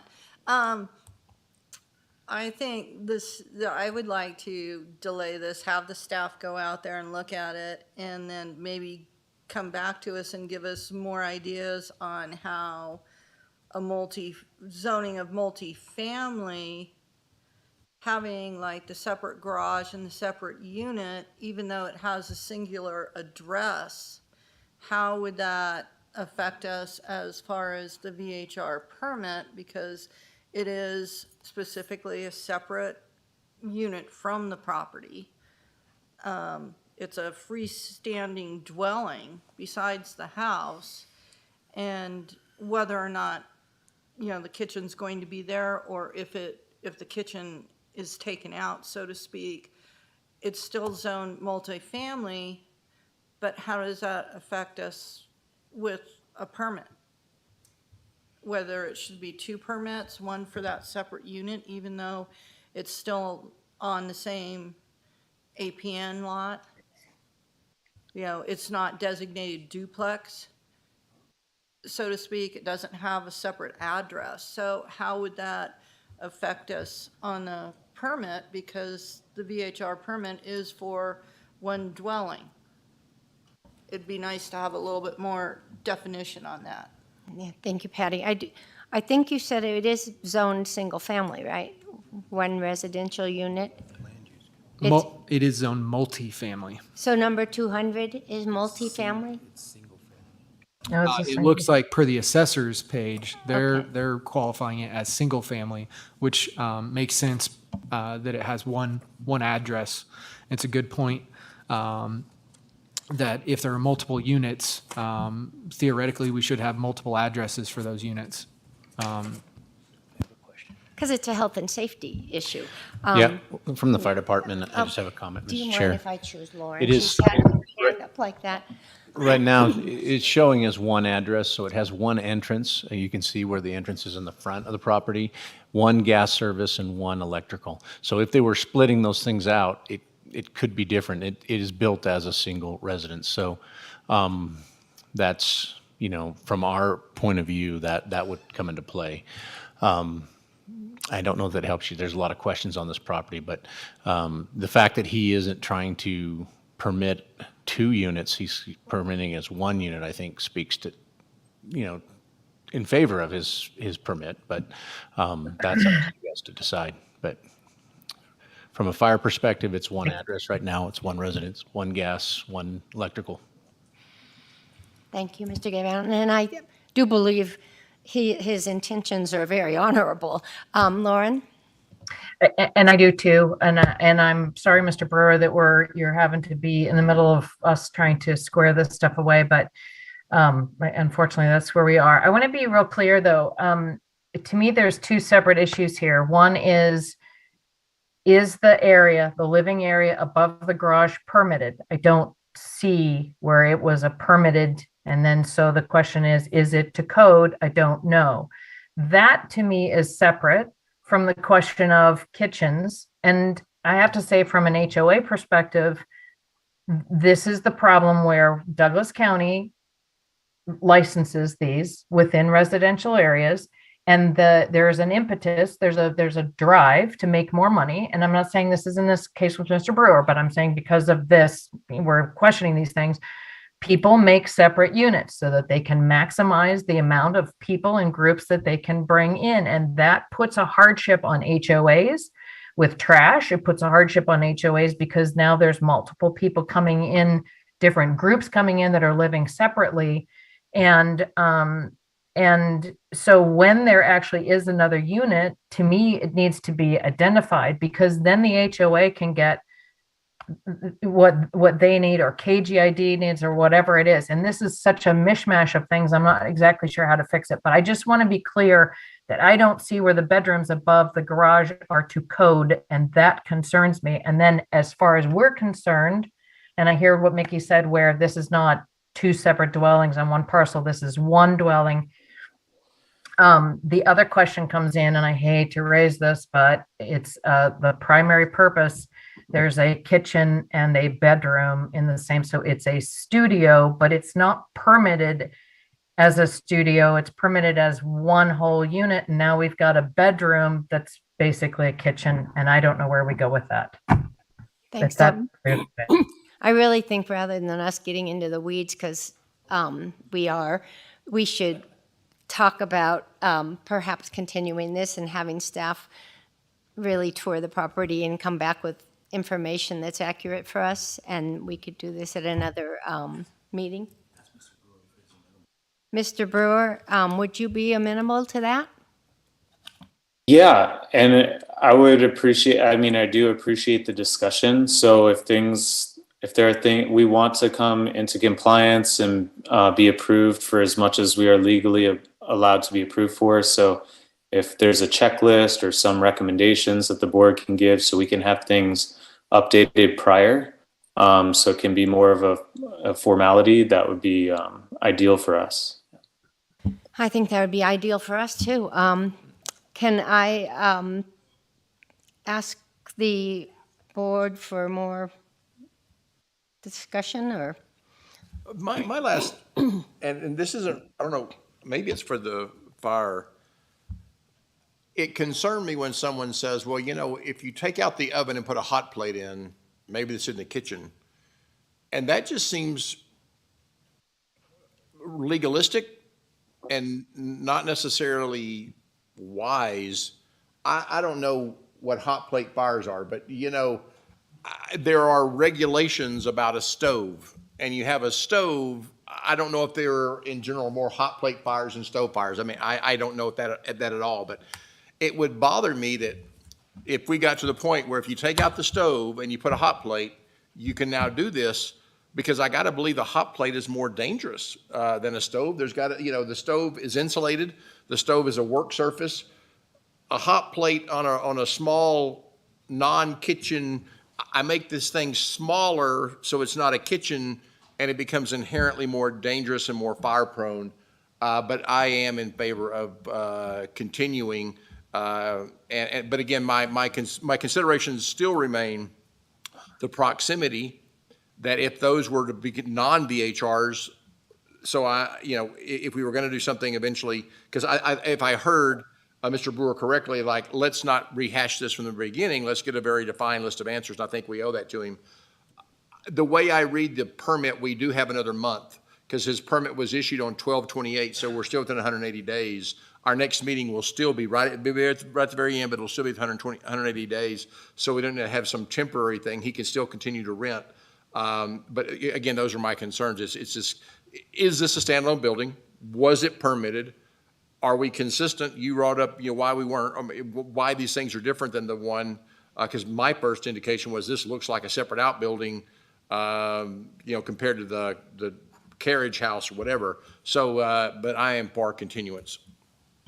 Thank you. I'm going to call from public comment, but Michael, do you have a comment? And then we'll Yes, do public I comment. have a real quick comment. Yeah, I'd like to continue it and have staff take a look at it. I'd like staff to also look at the 4 garages to make sure that you get 4 real cars in there, and really take a look at that entrance. I just don't believe that garage entrance, off the street is big enough to put cars parallel to the street. Thank you, Michael. Lauren? Yep, if I could real quick, and just, Tahoe Village is a very recreational, very tourist-friendly area. And for me, the distance can be a little bit smaller there because of that, and that'll be nice when we do neighborhood thoughts, because I think Tahoe Village is really more tourist centered than a lot of other places. Thank you, Lauren. Okay, I'm going to call for public comment. Ellie? Can I just, if I'm still on, can I clarify the parking question really quickly? Go ahead. Okay, thank you. So the HOA, I emailed them. They have, I think, about 200 parking spots that are available on a first come, first serve basis. So they're not designated per address, but they are available and reserved for guests of the HOA. I know that some people were asking about that. Thank you. Hi, thank you. Thank you, Mr. Brewer. I participated as a member of the public, just so you know, through most of this process. I agree that it should be continued. I do have question about the dumpsters provided by the HOA. This is a lot of people. How many dumpsters I saw? I mean, it's right there. He's really lucky it's right next to him, but it doesn't mean the rest of the HOA doesn't use it. So there's another issue with HOAs. Lots of things, that we're going to be looking at in the future. The lockoff threw me a little bit, but Mr. Brewer's honesty about what he's doing. The term accessory dwelling unit comes into mind for what this second thing is. And I really think the 4-car garage allowed for that to happen. I mean, lots of people put storage or little game rooms over garages. So again, this is something that's going to have to be looked at in depth. This isn't going to happen overnight. Same thing with the mansion. Those people did not rent the second building. Again, until we get this cleaned up, some consistency needs to be looked at, not to take away from Mr. Brewer and what his honesty and everything brings to the table, but we did get them to say they wouldn't use their second building at that last one. Bringing up the 4 spaces, I noticed the one picture with the snow. I'm sure Mr. Brewer's diligent so the people can get into those 4-car garage spaces. And just saying that there's a lot of spaces not assigned to individual residences in the HOA, I wouldn't extend beyond the 4 parking spaces allowed, because we just really don't know. Again, when you bring a vehicle, you bring the number of people, you divide it by the number of cars you're going to bring, and if it's maximized at 16, it may go down to 12. Lockoffs just are red flags to me, but again, Mr. Brewer's being honest about it. That'll be something to look at in the future, how we identify and what we look at structures. Fire department has their criteria, and I always appreciate you folks being here with your input, agree that he's trying to follow all the rules. I just wanted this on record, so when we get to the next stage, the parking and the garbage is also assessed as part of what we're discussing here. The questions were answered that lockoffs weren't rented separately. Again, I don't know how we proved that, but again, Mr. Brewer's been above board this whole time. And then just the separate entrance to the, I guess what we're calling the basement. You come outside and then you go into the main house. Again, how all that kitchenry definitions, just like a bedroom definition, is going to be. Thank you, Ellie. Public comment?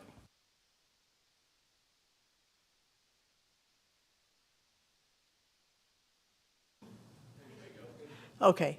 I just want to make a comment that... State your name first, please. Oh, my name's Linda Dangler. The comment is that in submission for a permit, the person submitting for the permit must be truthful on their application. They can't falsify the application in any way. By showing these pictures, which are it looks to me like are a part of this application, and the pictures are from the previous house, that's not being truthful to this board or anyone about what's being applied for. So I'm concerned, I hear him, he seems to be very honorable in doing what he's trying to do to the best of his ability, but I don't see how it's allowed to falsify the documents you submit to you guys for approval. Thank you.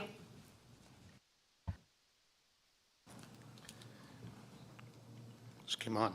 Okay, Dale Roberts, and real quick, just something to consider.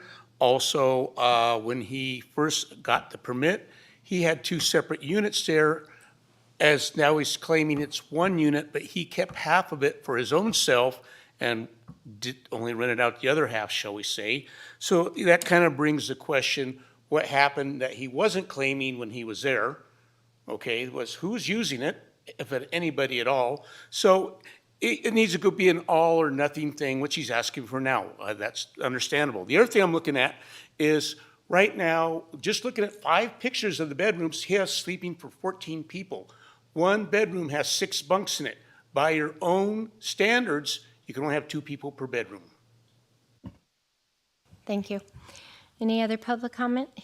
Is there anybody online? Thank you, Madam Chair. Ann Reno for the record. Yes, I do have 3 callers and a person who's raised their hand. Ms. Gunter, if you can hear me, please state your name and your 3 minutes will begin. Hi, everyone. My name is Heidi Gunter, and I want to make a comment on the multiple kitchens. In my experience, renters absolutely love this. Having multiple living areas and kitchens is extremely desirable to families, and those are the type of renters that we want in our town, are the families. This gives multiple families that travel together their own space. The grandparents can go off and have their own space, or maybe one of the families has 4 kids and they really want part of the house with a kitchen to help out with those 4 kids. Again, this house is great for that, and this owner has made it clear that he's only renting to 1 group at a time. Thank you. That's all. Thank you, Heidi.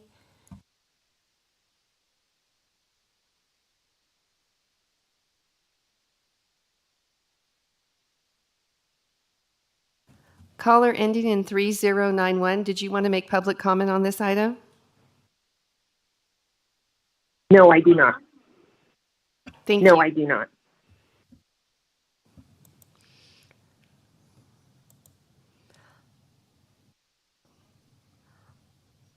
Caller ending in 8515, would you like to make public comment on this item? No, thank you. Thank you.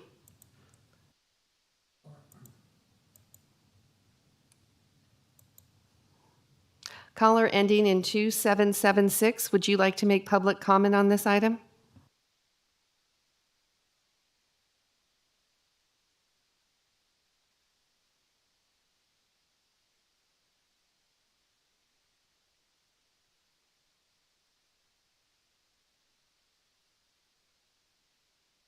Caller on ending in 2776, please unmute yourself if you'd like to make public comment on this item.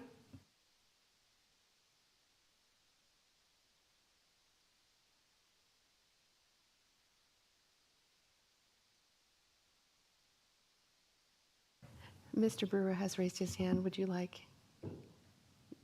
Mr. Brewer, he has raised his hand. Would you like to allow him to speak?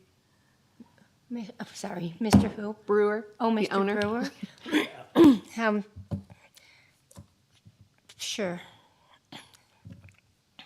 Mr. Brewer, if you'd like to make public comment, please state your name and your 3 minutes will begin. Sure. Andy Brewer here again. I just wanted to assure the woman making public comment that I did not submit those Zillow photos as part of the application. Those were viewed online separately. I submitted other photos instead. Thank you. Thank you, Mr. Brewer. Thank you, Madam Chair. There's no further public comment at this time. Okay. Then I think what we need to do is make a motion to continue this item to the next meeting, which would be, I have to look up the date. Wednesday, and I have May to know the 25th. location. Oh, Mr. Delaire? Wednesday, May 25th. Oh, okay. And that one is at the fire station, right? In Tahoe, station number 23. Okay, so our motion needs to be date and time specific and the location. So I need a okay, you guys have me all choked up. I need a motion from Michael. Okay, let me see if I can get that all. Madam Chair, I'd like to make a motion that agenda item number 3 be continued to May 25th, the next VHR board meeting at 1 p.m. at the fire station in Fire Station 23 in, I believe it's in State Line. And I'd like to motion that.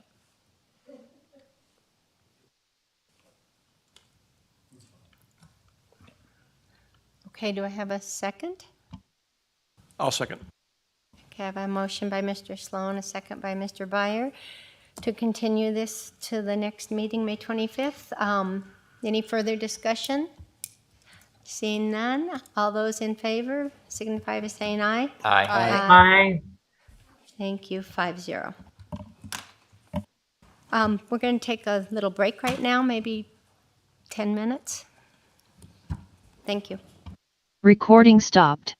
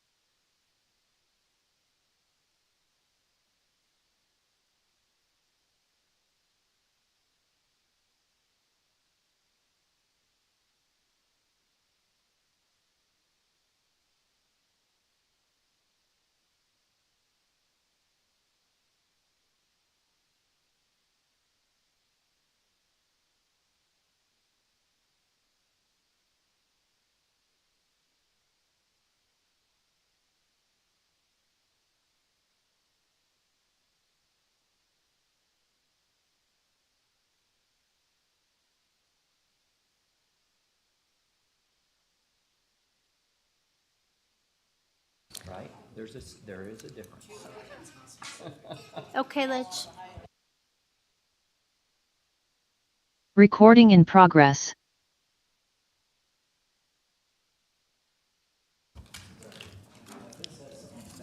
Lauren, are you with us? We're going to bring this meeting back to order. Everybody's in ma'am. attendance? Okay. Agenda item number 4, for possible action, discussion on a special use permit application to obtain a Tier 3 vacation home rental permit.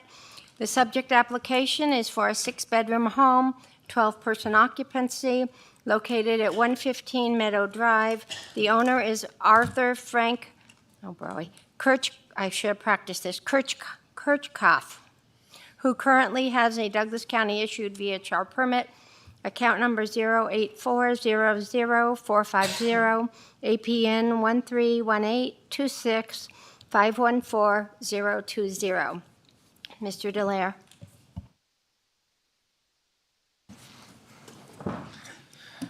Thank you, Madam Chair. Tom Delaire for the record. This is regarding 115 Meadow Drive. The VHR is owned by Arthur Frank, Kirchhoff. Yes, I should have practiced as well. I'm so sorry. And we had a complaint on this property on March 6, 2021. And it says to refer to 5D for further details on that. I don't know which page that's on. Let me find that reference real quick. 5D, here we go. It's on page 145. And they found no incidents in citizen serve, but the office, I think this was the sheriff's office, had a complaint, was reported on 3/6/2021 at 1 a.m. The responding deputy gave the occupants or the renters a warning to quiet down. Later that same evening, the owner called the sheriff's office and asked if they could assist with evicting the renters from the property. And I know that was quite a situation. So code enforcement, it says in here, code enforcement was not notified of the incident, but they did find that in their research, calling dispatch. So we reported that in here. The residence is 49 feet, it looks like, is the close, or 46 feet is the closest one to the adjoining property, to the adjoining structure. The other distance is 49 feet on it looks like the northerly structure, and then 94 and 103 on the other two structures, one across the street and the other one right behind this unit. And the liability insurance is for $1 million, and they use Bankers Standard as the insurance company. And these guys are located in Middle Kingsbury, with availability for more VHRs. I think, if you guys have any questions for me, I'll try and answer them. I did have, I wanted to talk about a little bit because it was brought up in public comment on this particular one with this phase. We were sent some information on the CC&Rs on this piece of property, or on this, in this subdivision. And the CC&Rs in Meadow specifically state no commercial activity allowed, and it is the opinion of our county commission that this isn't commercial activity. And so that's why that's the, I guess, the difference between what our county code has and what our county commissioners has stated, is that the commercial activity, that VHRs hasn't been identified as commercial activity. So I know their CC&Rs were created a while ago. It did state commercial activity, no commercial activity, which we're interpreting as like a business, a formal business that would be open to the public in that neighborhood. So that's our stance on that. We, until that direction comes from the board, that won't change. So I'm available for any other questions. Thank you. Thank you, Mr. Delaire. And thank you for the commercial comment, because I know that's something that comes up all the time. Questions for staff or for the fire department? Patty? Mr. Dulaire, I'm looking at the parking diagram, and I'm just wondering if you can really get like it's on page 139, their diagram, if you can really get that fifth car in there? The parcel is fairly flat, and I think this is actually the property that I had provided to you guys as a handout today, just because I think all the pictures in the packet are with snow on the ground. So it's really hard to see how long that driveway is. When I first looked at this, it looked like it was plenty long enough. When you look at the image that I shared with you today, I think it's a single sheet. If you don't have it, let me know. But it appears that, I don't know the exact length of the driveway, but I don't think you can get them to stack in there too deep and still be out of the right-of-way. And so I would say that the fifth car, it would be good to remove that from the permit as an allowed space, just because it's going to block the exit of the other two. But it's not really tandem parking, it's more parallel, and you are going to block out, the other cars. So it doesn't seem logical to me. But Thank you. Thank you. Any other questions from the board? Lauren, I see your hand up. I wasn't sure if you actually saw that. I was testing. Quick question for the fire department on the pictures. Bedroom 4 has bunk beds, and one of the bunk beds is in front of a window. Now, just because that picture was there, I don't know if that was still there. And it doesn't look from the light coming into that room that there's another window somewhere, but maybe there is. Just checking.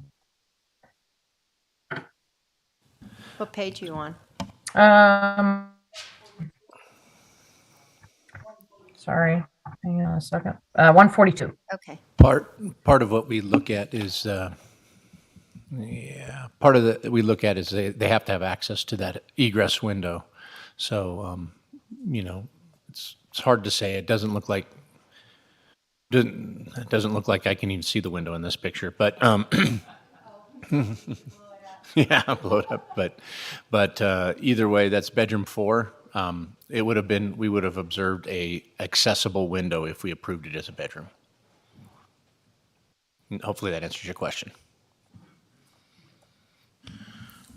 Thank you, Mr. Gavon. I think it came up because there was one other one a few months ago where they had to move a bed or something. Lauren, other questions?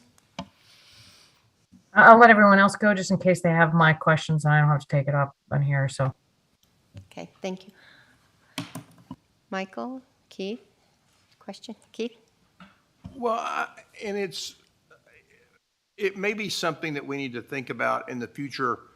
We're getting a bunch of data and putting it together, but, Lauren was talking about, the picture that looks like it would be difficult. I mean, having access to half a window is not having access to a window. On page 141, it doesn't say which bedroom is which, and so it's hard to figure out from the picture where it is on this diagram. But if you look at the last one floor, there's a bedroom. The next bedroom, I don't know if it's just missing from this document, but has a solid line. It doesn't show a window in that bedroom at all. So it's hard to tell if that's, it's hard to tell where exactly the window is for that bedroom and if that's where these bunk beds are. I don't think it is, just from the place that it was. But I shared Lauren's concern when I saw the bunk beds over it, because there's a huge difference in trying to, in an emergency, exit a full window and exit a window which is half covered by a bed. So I couldn't tell bedroom 4 where it was on the diagram. When we get the owner, or is the Yeah. owner going to He's here, a- or is representative today? yeah, Thomas Sloan is Okay. in the audience, and he's representing the owner as the Okay. property manager. I'm sure he can answer some of these questions.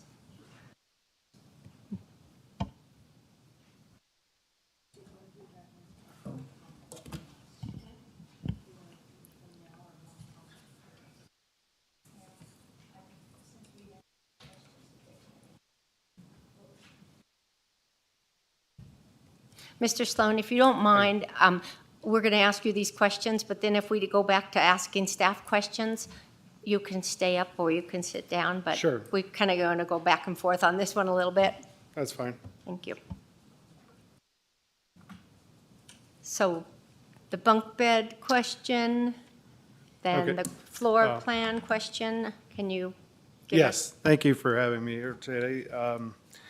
I'm the owner broker of Sierra Tower Realty, and no relation to Mike, but the bunk beds actually we're planning to take out, but prior to that, those photos were taken for the photographer had it set up that way, but we had moved that bunk bed back from the window. When Chris at the Tahoe Fire did the inspection, that bunk bed is actually opened from the window. So there's no issue with that. And what was the other question? I'm sorry. Sorry, on page 141, 141 has two diagrams that are both called one floor. And the bottom one shows the bottom schematic on the bottom of that portion shows bedroom, bedroom, full bath, bedroom. And the bedroom, the second bedroom from the left, next to the full bath, it doesn't have a break in that solid line showing a window at all. I wasn't sure if that was the bunk bedroom and there actually is a window there, or if there's not a window in that bedroom. It is the bunk bed. Okay, so room, there's but a window. And there is a window, yeah. It just was not put into the drawing there. I would encourage people to make very accurate, diagrams. I know this, Yes. you're doing this stuff, you don't have it, you're drawing, but all these things do draw questions. We had the kitchens on the last diagram and then these. So I would ask just people to make sure that, they give due diligence to the drawings. Correct. Thank you, Mr. Byer. Okay, more questions, either for staff or for Mr. Sloan.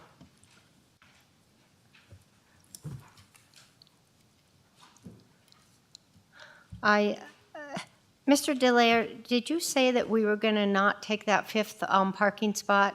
We were going to take that fifth parking spot out and make it just 4 parking spots? The one that goes sideways? Yeah, we can do that. You guys have the authority to do that, and we can change it. I think Okay. staff should have asked the question Okay. at their review of this one, but yeah, so we'll have a conversation at staff level. I can clarify a little bit for that too. There's about 37 feet from the street to the garage. So that's why we've had people that have had smaller cars able to park too deep and still have plenty of room to get around. But for the diagram, we didn't need any more than what we put. So we just had the 2 for the garage and then 2 out in the front. And then we had the one going kind of on a diagonal area if somebody wanted to park an extra vehicle. But it's not imperative that we have that 5th vehicle. Thank you. I think I put it in there we had it originally as 5 vehicles, and I think we put it in there just to kind of let you aware that the driveway is large enough to accommodate that. Okay, thank you. Really, the parking was one of my only questions. And I think there was a question about where the noise monitors are, or if they've been installed yet, or is that going to be? Yes, there's a noise monitor in the living room, the main living room, and then there's a noise monitor right out back. And we actually installed those last July. And we did get the one complaint, and I would like to address that. The guest did call me the next morning and inform me that the police stopped by to ask them to keep it down. His explanation was that they all arrived home after being out, and everybody getting out of their cars at night. You got 8 people getting out of their cars or 10 people getting out of their cars caused a lot of kind of commotion. The police did come by and they went ahead and just said, keep it down, but they were not cited as far as I found out from the police department. Oddly enough, when I talked to Bonnie at the county, she had mentioned that the owner had called and asked to have if they could evict the tenants, and that is false. So the owner actually, and I have a copy, if you'd all like a copy of it, gave me a statement that he was not the one to call to ask to have the tenants evicted from his property. Thank you. And so I'm not sure what took place with that, but, we've been managing this now for 4 years, and we've had very little issues with this property.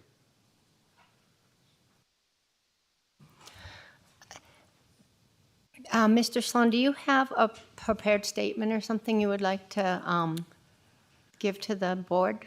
Well, what I would like to explain is that I've been in real estate for over 20 years. I have been managing property in Granite Springs since 2008. I've sold multiple properties in Granite Springs over the last 2 decades. Currently, I have 4 properties in Granite Springs as for management, and Granite Springs is a very close neighborhood to me.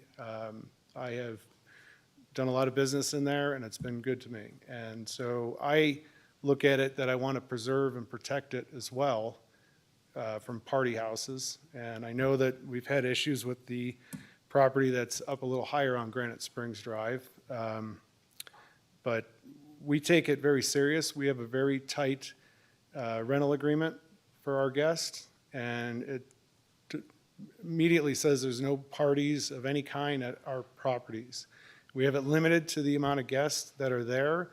They're not allowed to have extra friends over during the day. So if we have 16 or 12 on our permit, that's what's allowed there at any given time. Thank you. Questions from anybody? Mr. Byer? We are somewhat reliant on public comment. When I drove by, one of the great things about our neighborhoods, by the way, is when you drive slow, people wonder what you're doing. So I don't know if we have neighborhood watch embedded in our DNA or not, but you don't drive by these houses and stop or slow down without someone asking you what you're doing. And one of the neighbors had just moved in, and so they weren't notified. And I'm not saying that was a problem. They just hadn't received a notification because they had just bought the property. And I don't want to, give their address. I don't think that's appropriate. But they were concerned that, they're stuck, I believe, what they said, in between 2 VHRs. They were incredibly concerned about it. And I believe that one of the neighbors is a VHR itself. Is that correct? So one of your neighbors is a VHR? I'm not sure. Okay. I know that there's a homeowner to the right of us, and there's a homeowner that just purchased to the left of us. I am in contact with the owners across the street. Mm-hmm. They have my cell phone number, and they will contact me if there's any kind of issues. So I've never met any of the other owners that had a VHR there. Okay, because I guess their concern was they were in between 2 VHRs. I guess it's yours and another one.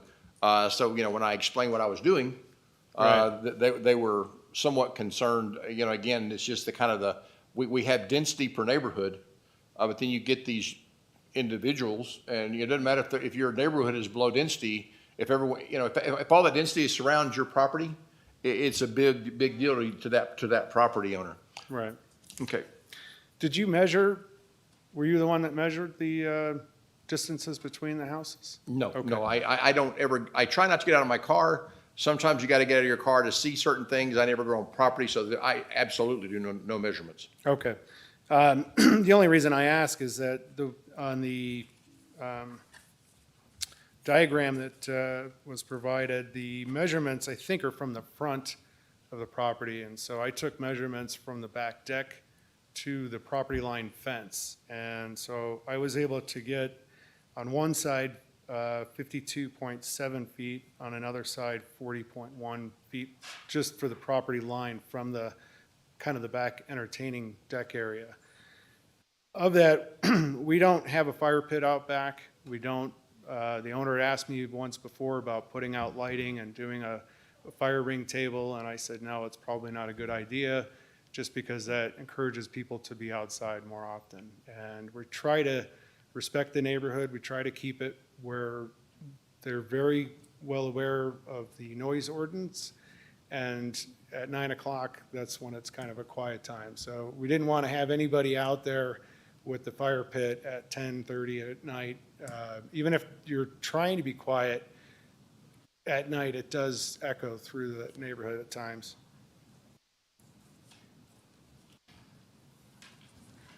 Is there a hot tub on the back deck? There is a hot tub. It is enclosed around it, so it does offer sound dampening. It's not in the open, so it's kind of in a makeshift shelter that was built years back. So if you're facing the house, is it on like the left side? If you're, the so back? when you're looking at the property from the front, Mhm. where the garage is, it would be on the very far back side of that garage. Okay, Back side of the house, okay. on the garage side, correct. Mr. Delaire? Yeah, I just want to clarify on the building, on the dimensions. We, staff uses the GIS, our GIS viewer for those dimensions.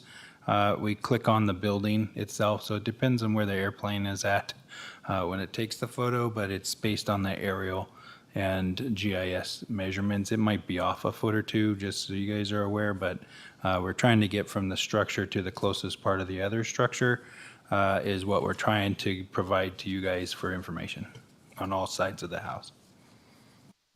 Thank you. And I did take digital photos with a digital meter from those spots. So if you guys would like a copy, I can pass that out. But it does show in the digital meter how far the distance is to those fence lines.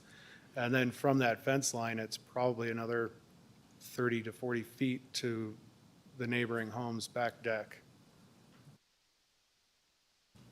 Because proximity is really important to this board on tier threes. And I think that that is something You can have it. that will probably be echoed by many of us up here because we feel like the quiet enjoyment of your neighbors needs to be, really, it's very important to us. So, if you hear us repeat the same thing over and over again, apologize in advance. No, I totally understand. And that, I've watched some of the meetings before, and I know you guys have questioned why did the commissioners decide that they wanted a property manager to manage tier 3. And I think the main reason is the fact that it's part of our livelihood as well. And so we stay on top of it 24/7 to make sure that the properties are being maintained in accordance with the rules. And I think that to me, I think a lot of guests that come out, when they know there's a management company 2 miles away, they tend to behave a little bit better. So, in my opinion. Thank you. Further questions before I call for public comment? Michael? Mr. Sloan, it's so interesting to call somebody Mr. Sloan, just to verify we are not related. I've never met him before. And one other point, just to bring up, is that I live on Meadow Drive Lane. So, but that won't affect my determination one way or the other. I do have a question. Do you personally check in, or does your company check the people in at the house so that you can see, oh, wait, I'm supposed to only have 4 cars and there's 6 show up or something like that? No, we don't do that. We have documentation that we receive from the guest. We have copies of their driver's license. We have copies of their credit card on file with us. They sign a 3-page rental agreement with all the rules that are listed through there. They agree to. We do drive-bys through neighborhoods to make sure when they check in. And when we do have properties that are in a sensitive neighborhood, we tend to do a little bit more drive-bys through that. One of the things that we're also installing right now are cameras for the driveways so that we can monitor from our office the driveways when we need to. Plus, it will do a recording And it's just basically the driveway and the street, so that this way we can determine, okay, they have 5 cars out there, they're only supposed to have 2 or 3, or they're parking on the street. And we can contact them and let them know that, you know, that they need to move or their car is going to be towed away. I think that's probably an important part to have. We're not going to be putting cameras around the house in the back or anything like that. I don't want to interfere with their privacy, but as far as the driveway goes, I think that's the biggest problem that we have in Tahoe with the neighbors. When they see 7, 8, 9 cars out front, they just automatically assume it's a raging bachelor party. And I think during COVID, a lot of people came up in multiple vehicles because they did not want to ride together, but they would all be in the same home together, but they were worried about driving in the same car together. And so we had a lot of guests that would come up, and we had to find them alternate parking over at the casinos or the parking garage next to the police department. Thank you very much. Okay, other questions? Otherwise, I'm calling for public comment.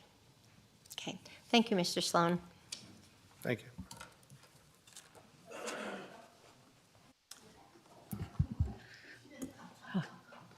Hi, Ellie Waller. I want to thank Mr. Sloan up on the board for his questions, because that was one of mine as well. And I want to thank Mr. Sloan for his admirability of being on call for 24/7. I guess my question is, I hope you're not overwhelmed with too many clients and too many calls. I do think we need to take in consideration the 2 people that did public comment, but with that said, they're not recorded complaints. And again, there's 2 ways to do complaints. It would be nice to know up front that if the complaints were severe enough, you should be doing the complaint process. So we're not here trying to determine the levity of the noise or whatever. If it's formalized, I think it's a little better. I think people should do public comment as well, but at some point we do need to take all of that in consideration. I agree with the 4 cars. Again, just looking at overviews of the streets and how people come in and out, and the number, it's not just the number of people in the houses, it's the number of VHRs in the surrounding neighborhoods. So we're looking at overall limitation of cars, not just people. I think, you know, as we explore this, and everybody that's listening or anybody that hasn't ever listened, this is a work in progress. The fire department, all law enforcement, everybody's participated in this, and I encourage everybody to continue to participate. I spent 7 years on the Tahoe Regional Planning Agency Regional Plan Update. It takes time and patience. And I'll have another comment along those lines on number 5. Thank you. Thank you, Ellie. Any other public comment? Is this on then? Okay, Linda Dangler again. First of all, I would like to suggest that the board demand that every single VHR that exists has this photographing the cars in the front, so they can see how many cars and how often people block emergency egress. It's a safety violation. I think they get 3 of those, and they should not have a VHR permit, personally, because it's safety for the people in their place, and if they're not enforcing it, they shouldn't have a permit. So I really like his idea too, because code enforcement does not enforce what's parked on the street, nor does the sheriff, as stated by Richard Lauritsen. So since there's no code enforcement done in regards to cars parked on the street, in regards to VHRs, this would show what is parked on the street related to that VHR. I think that's important. And I want to go back to the noise quickly. Again, code 20.622.010B7. It is the intent of the Lake Tahoe Vacation Home Rental Ordinance to make the transitory lodging activity permitted by this chapter resemble the existing residential uses made by resident owners and lessees. I guarantee you the majority of our communities, and mine for sure, never had 8, 10, 12, 14, or 16 people. And if they're just getting out of the car and talking to each other and it's that much noise, They are destroying what I have lived with in my life. And your intent for what you made this to be is not enforced for those of us who live there. So, you know, yeah, they get out of their car making noise. Yeah, they sit on the deck and there's 14 of them and they're making noise.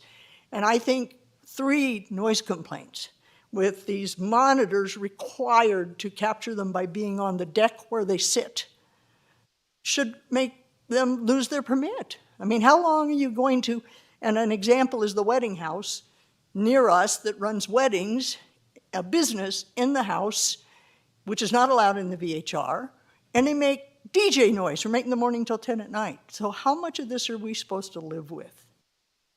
So I really need to go back to the intent and follow the intent and forget these 10 and 12 and 14 and 16. I'm sorry they were never there before. Thank you.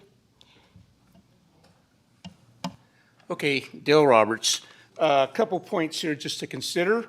First one, saying you have interior noise monitors is totally ridiculous because of the fact the doors are closed, hopefully, when they're in there making noise, but usually all the noise is outside the house, and that's where it bothers the neighbors. So interior does nothing, in my opinion. Next, he brought up fire pit. Really? It's Tahoe. There's no fires. That's the law, pretty much. Really? Come on, get on. Okay, the next one is the hot tub. I was in a hot tub business 4 years, Pomine style hot tubs in Tahoe City. I built a lot. Those enclosures can be open because there's saunas inside, otherwise they're so uncomfortable. You know, it's sky, you know, gang. You can open them up and the noise pours out. Trust me, I did it for years. And now, the most important one, 37 feet. Is that from the garage door to the street? Now remember, we had the house on South Benjamin. They have a right-of-way that's apron, that's public roadway. It's not the street to the garage. It's from where that apron ends at the property line to the garage, and sometimes that's 5, 6, even 10 feet, as in the case of our house. So 37 feet, I would say that needs to be verified that they can get 2 cars back to back in that driveway before approving this. Thank you. Any other public comment? There's nobody online. Thank you, Madam Chair. Ann Reno for the record. Caller ending in 2776, would you like to make public comment on this item at this time?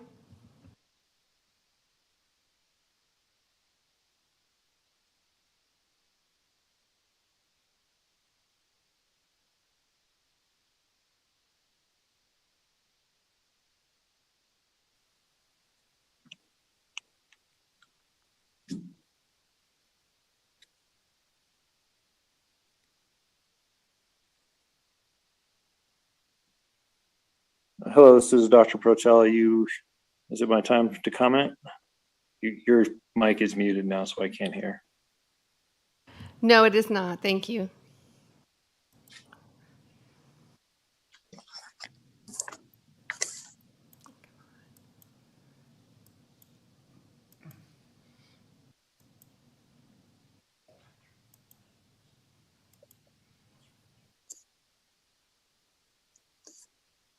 Hello. Mr. Harmon, if you can hear me, please state your name and your 3 minutes will begin.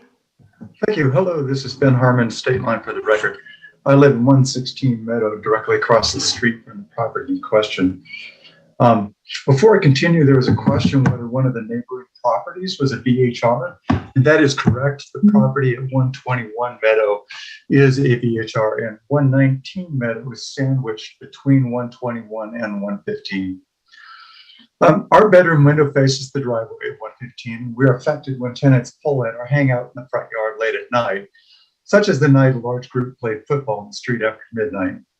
But other than that, we personally have not had a lot of significant problems with 115 Meadow. I believe that is due in part to the fact that most tenant activity takes place at the rear of the house where there is a hot tub and a patio. We're shielded by the 115 itself, and the sound from this activity more directly affects the neighbors to the sides and to the rear of 115 Meadow. Mr. Olivieri spoke earlier about the impacts to those neighbors that are located to the rear of 115 Meadow, and I won't add to that other than to say that he's correct in the statement that the properties to the rear are elevated above 115 and therefore have direct line of sight and sound to 115 Meadow. The properties on either side of 115 are quite close, and I don't envy their occupants. I also got out my measuring tape, and I determined that it's only about 12 feet from the rear corner of 115 Meadow to the fence separating it from 111 Meadow, and less than 50 feet from wall to wall of the two houses. I believe that this was also determined by others. I believe the owner of 111 Meadow will speak to you today, but I want to add my emphasis that theirs is a family with young children. 115 Meadow is currently managed by Sierra Tahoe Realty. Mr. Sloan from Sierra Tahoe is in attendance today. I think they've done a pretty good job. I've contacted them on a few occasions, and they've always been responsive even before the initial set of VHR regulations were passed. Pardon me, I got a frog in my throat. They seem to screen occupants better than other VHRs, which we appreciate. Tammy, also from Sierra Tahoe Realty, comes by on a regular basis to check up on things, and if I'm outside, she'll stop by to check in with me and see how things are going. That said, this property, in my opinion, is not appropriate as a Tier 3 VHR. The property is too close to other properties, and there have been several occasions when vehicles are parked in the streets and on the front lawn due to limited parking. Periodically, tenants have left trash in the driveway, even after Bear Box was installed, presumably due to overflow. Almost every property on Meadow and the lower part of Granite Springs is a residential home with permanent residents, all of whom are within earshot of 115 Meadow. These are my neighbors and friends. Ours is a quiet neighborhood with minimal traffic. Kids play in the street, and old folks like me go to bed early. As I said before, I think this VHR is currently managed pretty well, but in my opinion, any increase in occupancy would be problematic despite best efforts. I therefore urge the board to deny the use of this property as a Tier 3 Mr. VHR. Harmon, your time is up.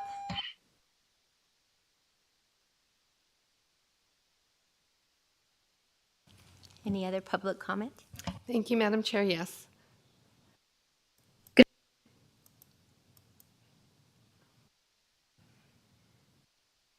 Good afternoon. My name is Dr. Siobhan Harrigal. Can you hear me okay? Yes, we can. Thank you, Shaf. I am the owner of 146 Granite Springs. My husband and I are healthcare workers, and we work in nearby hospitals. We previously lived at 112 Meadow Drive, which is diagonal from the front of 115 Meadow. And we lived at that house for 8 years. This is a party house. Please do not make any doubts about it. There's a hot tub in the backyard. There's no soundproofing from a hot tub barrier. There's more noise now that I hear from this house than when I lived catty corner on Meadow. My main bedroom is within 100 yards of the backyard of this party house, and it is very loud, and it's very disruptive. This is a very quiet neighborhood. This is a family-friendly neighborhood. There are people who've worked their whole lives to be able to live in this great neighborhood. There's no one else on this street that consistently has 8 people spend the night at their house. We lived at Meadow Drive for 8 years, and we never had 8 people spend the night at our 4-bedroom house. And it was a real 4-bedroom house that didn't have bunk beds shoved into every conceivable space. There have been many noise and parking violations. The residents have parked in the yard, they've parked in the street. It's just a very disruptive party house. It's just inconceivable that 12 people would be allowed to be in this house. I understand the take on the CC&Rs, but I'm right now looking at Article 5, Section 14, and it says no commercial building or multiple family dwellings should be permitted. So unless these are multiple family dwellings, and we did not decide to live in a hotel party house corridor. I appreciate the ability to speak on this, but this is a party house and should not even be allowed to operate as a tier 2 rental. The residents of Granite Springs do not want these party houses in our neighborhood, and there's zero support for a tier 2 house in this neighborhood. Thank you for your time. Thank you. Peter, if you can hear me, please state your name in full, and your 3 minutes will begin. This is Dr. Peter Protel. I spoke a bit earlier, opening comments. I heard the clarification on the commissioner's stance on commercial properties and commercial use. You know, the CCNR clearly states in section 1 for residential use only. You do not have to go before a county board to get a permit for residential use. These short-term rentals are not residential use at all. And I think it's ridiculous that we have to jump through these hoops as residents to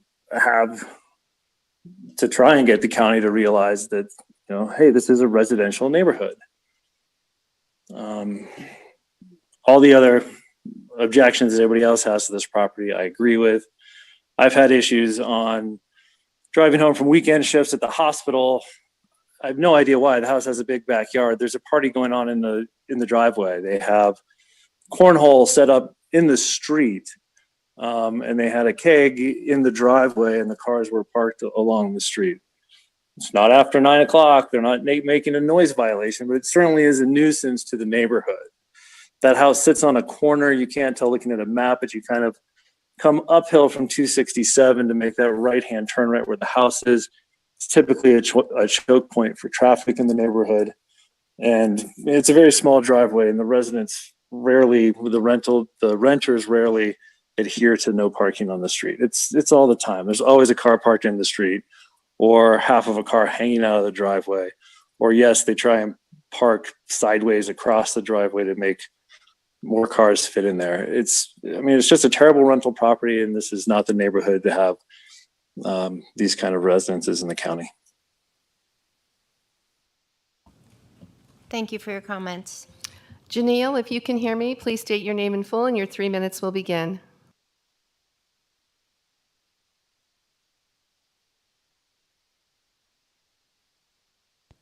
Hello, can you hear me? Yes, we can. Thank you. Okay, great. My name is Janelle Lobato. I live right next door to 115 Meadow Drive at 111 Meadow Drive. My husband and I both work full-time, and we have 2 children that are in the 7th grade. We both grew up in this area, and we worked very hard to move into this neighborhood. We chose this neighborhood because of the family-friendly aspect of it. We never expected to be raising our children next to small hotels, especially because our CCNRs do state no commercial activity. I agree with my neighbors. We are a very tight-knit group, and we look out for each other. We are not looking to have the in and out of visitors every single weekend of new people coming in and out of our neighborhood. This home uses one of the parking spots in the garage for their own vehicle. It never moves unless they're there. So I think Mr. Sloan forgot to mention that. And I actually have a perfect view of the bedroom, and I can still see the bunk beds right in front of the window currently today. So he might want to check on that. The backyard with the hot tub back there is a real nuisance for me because my backyard is directly next door. It's a big issue with the amount of noise and partying that goes on in that backyard. My children aren't able to enjoy their backyard because of it. The constant trash, debris that's left in the front yard. The parking is a major issue. We often see vehicles parked in front of the fire hydrant. I have photos that one of my neighbors was going to submit to you guys, but parking is a major issue. They park all over the lawn. They park all over the street. During the winter, they park in the street that then obstructs the snow removal. I just really ask you to please deny a tier 3. It just is really not managed well enough as a tier 2. I don't think that they could handle a tier 3. Thank you. Thank you. Do we have anybody else? Thank you, Madam Chair. No, there's no further public comment at this time. Okay, we'll close public comment. Take it back to the board. Question, comments, motions? Michael? Yeah, I'd like to have Mr. Sloan come back up. Last caller mentioned that there's a permanent car in the garage, leaving just one. Is that true, or can you respond to that? There is a car that's in the garage. It's the owner's car. That's on, right? But that can be moved whenever needed. If the guests need that to be moved, we can move that. But there's always been, we advertise that property that they can have 3 vehicles. Any extra vehicles will have to be moved out. They can fit a 4th car if they have smaller cars, but we don't allow parking on the street. There's a big sign on the inside of the door that says clearly that there's no parking on the street year round. It's not just in the winter time. That's one of the reasons that we are going to get the camera, is for our concern to make sure that the guests are following that, but also to put away any complaints that could come in that say that people are parking on the street. We will have a timestamp video on that.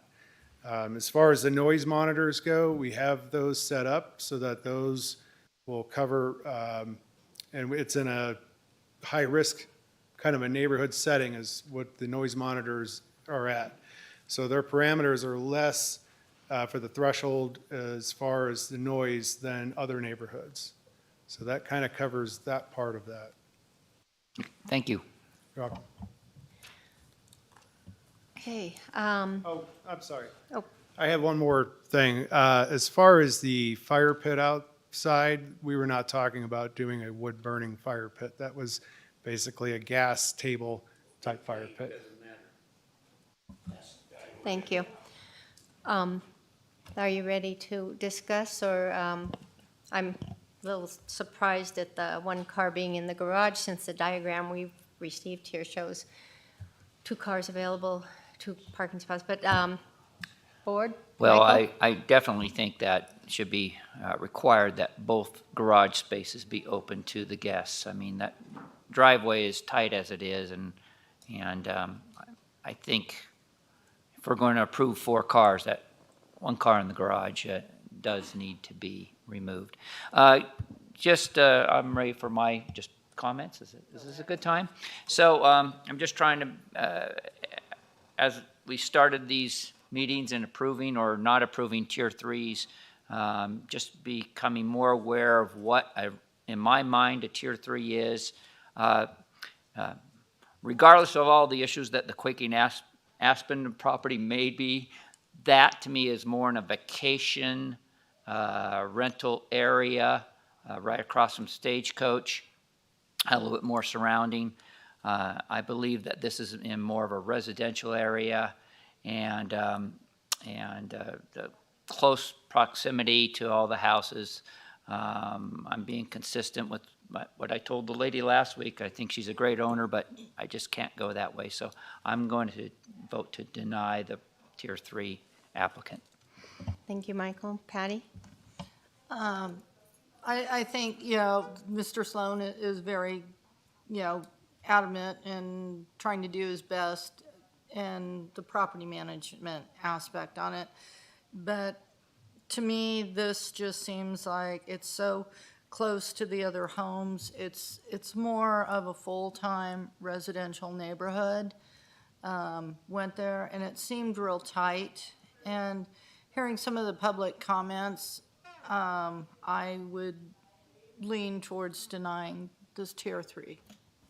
Thank you, Patty. Keith? Thank you, ma'am.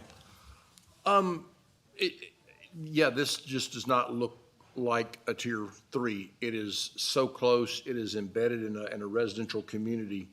And I appreciate everything that property managers do. I think they are bringing tremendous value to our community. But we shouldn't use words like we don't allow, because having a sign up doesn't mean you don't allow. You can, if you don't allow it, but it happens, it happens. It doesn't matter that you don't allow it. It is just so close. It is not possible to keep 12 people from making noise that disturb their neighbors. I don't live next to somebody who has 12 people in their house, thank goodness. None of the people do, except for VHRs, and I am not in favor of this permit. Thank you, Keith. Lauren? Yeah. I appreciate Mr. Sloan very much. I do. It's just the nature of the beast. And I like Keith's comment about the fact that you don't allow, because I have problems with people coming to my front door, and I just redid the map so that they would know not to come to my front door, because I love it. They ring the doorbell, knock on it, and then they look right in my dining room window. So it's like I don't have any privacy. I don't want people coming up there. So I redid the whole thing to show here's where the walkway is. They don't read it. So it really is, it's a hard thing to try to manage. But I appreciate his attitude in trying to understand and keeping track of that. And I would highly recommend that he keeps that same attitude and that same oversight, because that's going to keep things from, people from having problems, which is what we want to do. We want to meld within the neighborhood. I guess for some clarity, as far as like an extra car goes, I think if Douglas County, if Mr. Sloan wants Douglas County to approve 4 parking spaces, then by definition, they need to be available. I don't know if we need to make that wording a little bit more clear in the ordinance or something, but if there's 4, then there's 4, and those 4 are always available to anyone that's there. So if you really want to leave the car there, then I would say that we approve 3 and we leave it at that. Unfortunately, I feel too that it's just some of the bad actors have made, and this isn't, have made these have brought us to this point where we're looking at tier 3s with people over 10, which we already know 10 exceeds what most normal residential places have.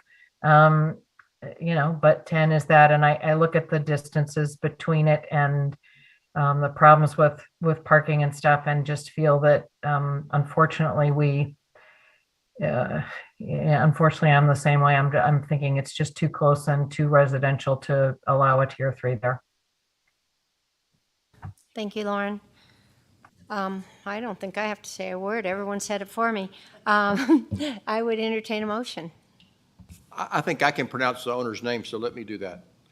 Everyone else, I'm German, so you guys struggled. I move we deny the application for our Tier 3 vacation special use permit with occupancy of 12 persons for 115 Meadows Drive State Line, owned by Arthur and Frank Kirchhoff, given that the required findings have not been met, mainly due to noise.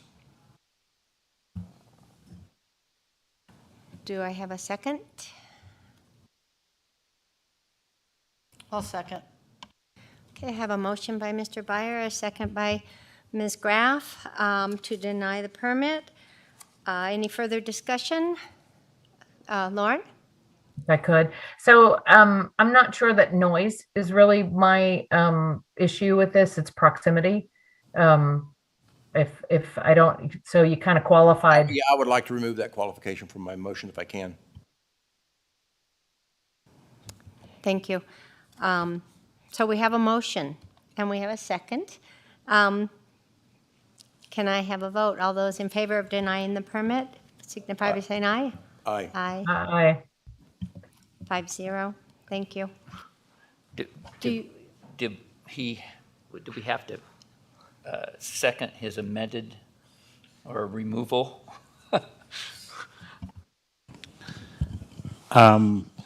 Sam Taylor, Douglas County DAs for the record. What are you asking, Mr. Sloan, specifically? Well, he wanted to remove the noise part of his motion, and that was after it was second. Normally, you would need the permission of the second to make an amendment. Are you amenable to the amendment that he made? Yeah, I'd like to second his amendment. Okay, well, Ms. Graff To was the remove the original noise. second, so was she amenable to it, is really the Yes, question. I am. Okay, so I would say the motion stands, and as well as the vote. Thanks. Thank you, Mr. Taylor. Is everybody good to go to number 5? Yes. Okay. So, item 5. for possible action, discussion on possible changes to Chapter 20.622 of the Douglas County Code relative to vacation home rentals in the Lake Tahoe Township. And that says my name next to it. Tom smirks.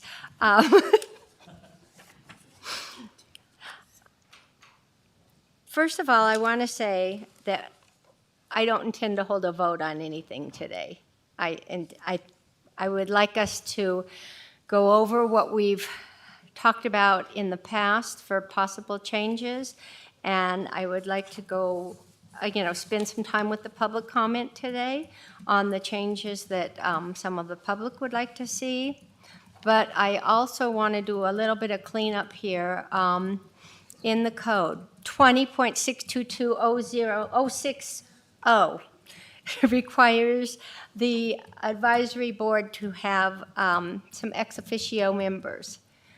And one of those would be a representative from public safety, one would be from the community development director, and a community development staff person with TRPA knowledge. We'll make a vote on this next time since it's not agendized, but it's just something I wanted to throw out there that we should have that as we make these recommendations. And we will obviously be looking towards you, Mr. Gavon, for some of the comments that we make, whether they're on point or not with safety and that kind of thing. Anybody want to begin, or do we want to go over? Oh, good, it's up there.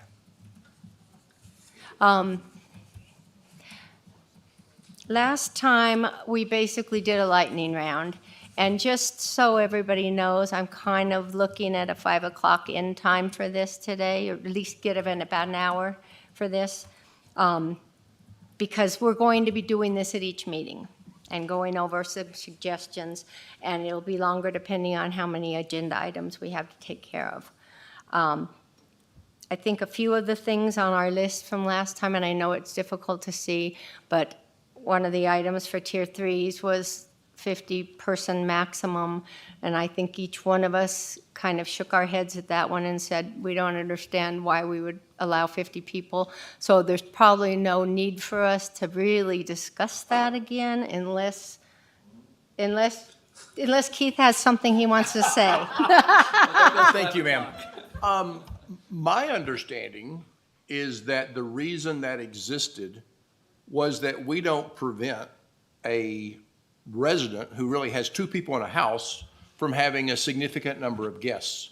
And that it was better to stick a stake in the ground and say 50 than it was to leave it vacant. And that was my understanding of why the county commission put it in. I've never had 50 people in my house. I don't want to have 50 people in my house. I don't have 50 friends. So I don't, that's a lot of people. I think we could change it, but I guess I would defer to council. I believe the reason it was there was it was better to define it than it was to leave it undefined, because we do not have any ordinance in Douglas County to prevent a resident from having a 4th of July party with 100 people in their backyard. Right. Sorry to disappoint you in that the one item that we would have to talk about, and we talked about it. That's okay, because I kind of have something to say now, too. What's interesting to me is that this is just on tier 3s. So tier 1s and tier 2s can have 100 people. I mean, I know that's ridiculous, but there isn't any continuity in it, and I don't know if, Mr. Taylor, you have some comments for us on that. Madam Chair, Sam Taylor, for the record, Douglas County DA's office. Essentially, that was a determination by the board of the maximum number of people that they felt would be appropriate for basically a party or any gathering at any particular time. It was somewhat arbitrary, but a number needed to be chosen. They examined different levels, but 50 is where they ended up. Now, if you want to recommend a lower number, by all means, you can present it to the board. In fact, any recommendation you want to make or any code change you want to make, you can make it to the board. That's all I got to say on that subject.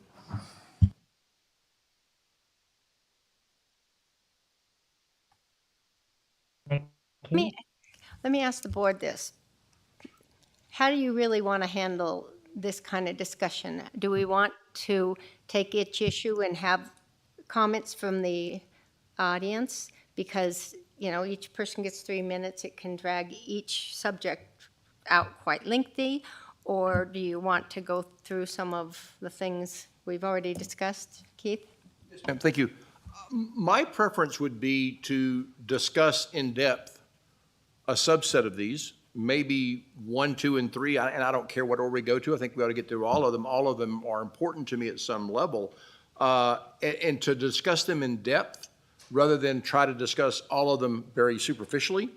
But as far as public comment, I do believe that we need public comment, but I would suggest one public comment session that can talk about the things that are most important to them on this list. And so if we talk noise monitors, insurance, and trash, people may want to talk about trash, they may want to talk about noise monitors, or 50-50, or a third. But I don't think we ought to go through and try to take public comment on each one of these items individually. We're not going to get through them in a rational amount of time. I agree with that. Michael, you're kind of... No, well, I agree with Keith. I think that's the way to handle it. And let's just stay on the 50 people one and have the board talk about it and then move on to wherever the next item might be. Well, I went out of order then. So let's start at the top then. And Lauren, what? Oh, look at her. She's making faces at me. Can I just, let me just throw out just I'll be a Ralph, Mickey, to throw out a thought. And I'm asking Sam Taylor on this 50, and we'll do this real quick. And then if you want to start at 1, we can, but I think having a VHR is a right. And I don't think that everything has to be treated exactly the same. And it seems really simple to me that the occupancy of your VHR is the... Stop. You said a VHR is a right? Or no, that it's not privilege. I'm sorry. It's a privilege. Yes, sorry. Thank you. And that I don't think a rule that says that your daytime occupancy is also your nighttime occupancy is also your daytime occupancy. I don't think there's anything that prohibits that. I guess I'd like to ask Mr. Taylor. And then what you can do is you say that if a tier 3 wants to apply for the special exemption for that, because we do know we've got some tier 3s that do have daytime, would like to have daytime occupancies higher than that, then it's like a special rider on their tier 3. That would just be my suggestion, and we can go to number 1 if you want. Thank you, Lauren. I know in Washoe County, I think it is, their ordinance is daytime occupancy the same as nighttime occupancy. Is that correct? Yeah. Okay, so let's start with noise monitors and cameras.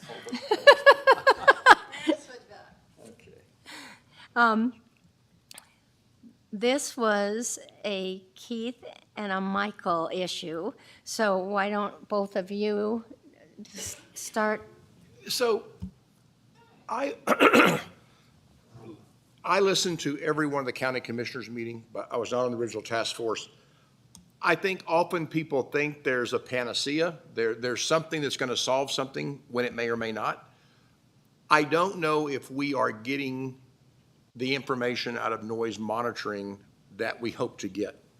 But my long-term goal is that we will have information that presents a picture outside of the complaints that have been issued. My problem with the current noise monitors is we don't really know what they do, and we don't really understand necessarily what they do. Most of them are trying to detect an event. An event has 2 parameters, a volume, a number of decibels, and a length of time. That sounds great until you live next door to someone who creates noise. That length of time in decibels will only determine if you're playing loud music. if you are having a loud conversation, there's loud and there's quiet. There's loud, and all of that party by the jacuzzi is not going to be picked up as an event because you're going to have one guy scream, and then 3 minutes later, somebody else scream, and there is no event. So my goal in noise monitoring is that we look at this, and I believe this may be a staff recommendation that we may need, or we're each going to have to do independent research or do this, is to see what these noise monitors can do for us.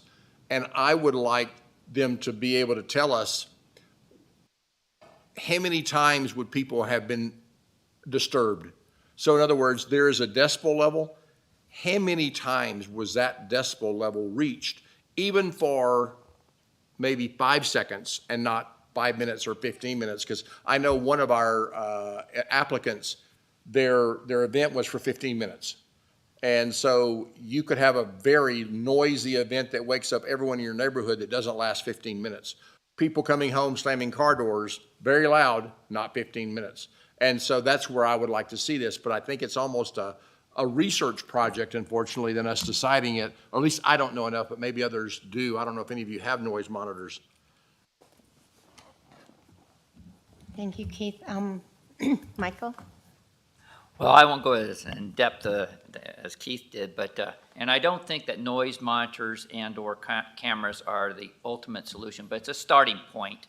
And especially, I think it was Mr. Sloan that stated that he was going to put cameras on the driveway, and that's what I would like to see.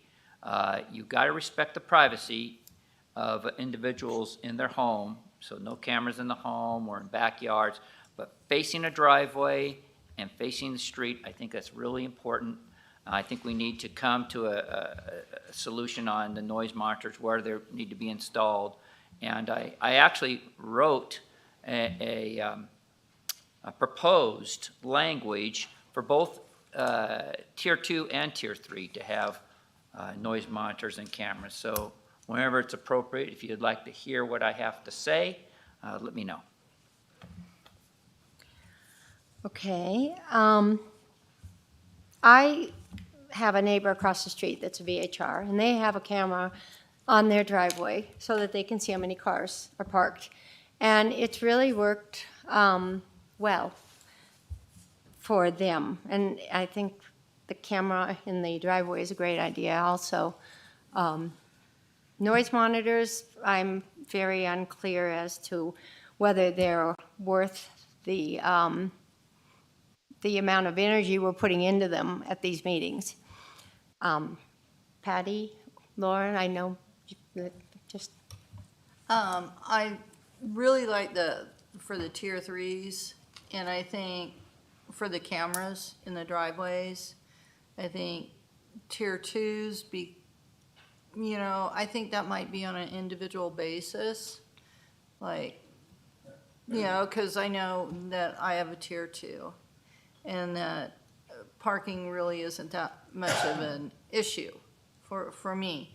But I can understand that there could be for other Tier 2s, like the one, that we just looked at, going from a Tier 3 down to a Tier 2.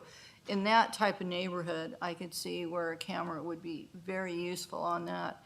And I agree with the noise monitors. We need to get something that would be more standardized, that we could tell people that, hey, you have a choice between this or this, or it has to be able to do this, but to be able to do the research so that it can track some, like if it's sent off and the decibels, go way up, maybe it automatically records for the next 10 minutes or 15 minutes to see if it's going up, down, up, down, up, down, or whatever. But that's some research into the noise monitors.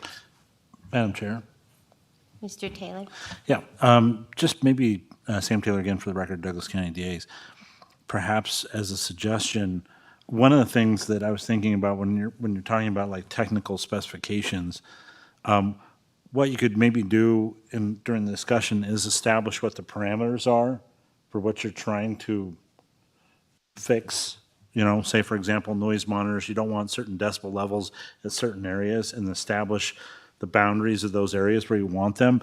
And then you could leave it up to Mr. Dallaire, as the Director of Community Development, to determine where the placement of the noise monitor should be. I'm just trying to think of a way that it's a workable thing. So whenever you're discussing these things, maybe moving forward, if you come up with, changes or suggestions, there should be something that, ultimately we can implement in code and then it works. Thank you, Mr. Taylor. Yeah, I think we shouldn't reinvent the wheel. I think we should look at maybe other areas that have noise monitors and how they work for them or that kind of thing. And I don't want to put more work on the Community Development Department where if we do and this is just my opinion, I'm not speaking for the board. If we were to say we want cameras in the driveways, and then we say, but it's on a one-by-one basis, that's one more thing for code enforcement and county and the development people to have to go through. And it seems to me it should just be a decision that's made for Tier 2 or Tier 3 or for everybody. Well, probably not Tier 1, but for everybody. That's just my opinion. Keith? So a couple of things on these cameras and to both your points. I also would think that's a very judgmental, let's remove as much judgment as we can. We could come to a situation to say, if your parking is less than 3, if your parking spaces times 3 is less than your occupancy, you have to have a camera. If it's more than 3, you have to have a camera because that's the people more likely to have more cars. So we could think about some triggers which would do that. But back to noise monitors, I'm not convinced this is going to work either. I don't know if it's evidence, but what I'm hounded by is that we think we're doing a really good job because we hear these public comments and we don't issue a Tier 3 permit. 10 people is a lot of people. And the fact that you're going from 12 to 10, like the last case we heard, I don't know if those neighbors are going to have a better life. And so I'm looking to say,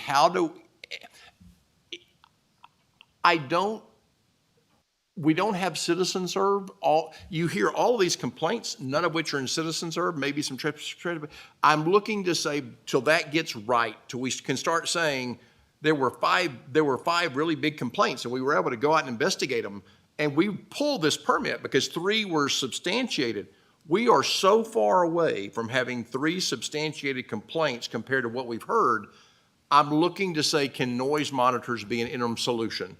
And that's what I was thinking is that we could have even the Tier 2 process in the reapplication look and say, how many times did the noise get above this many decibels? And it can't be 1, it can't be 5, it can't be 10 because my house that there's 2 people in 3 bedroom, we're going to exceed those decibels at a certain amount of time. So we're going to have something, but I'm just looking for something as a stopgap before enforcement really gets up there, before the citizen serve stuff really gets operating.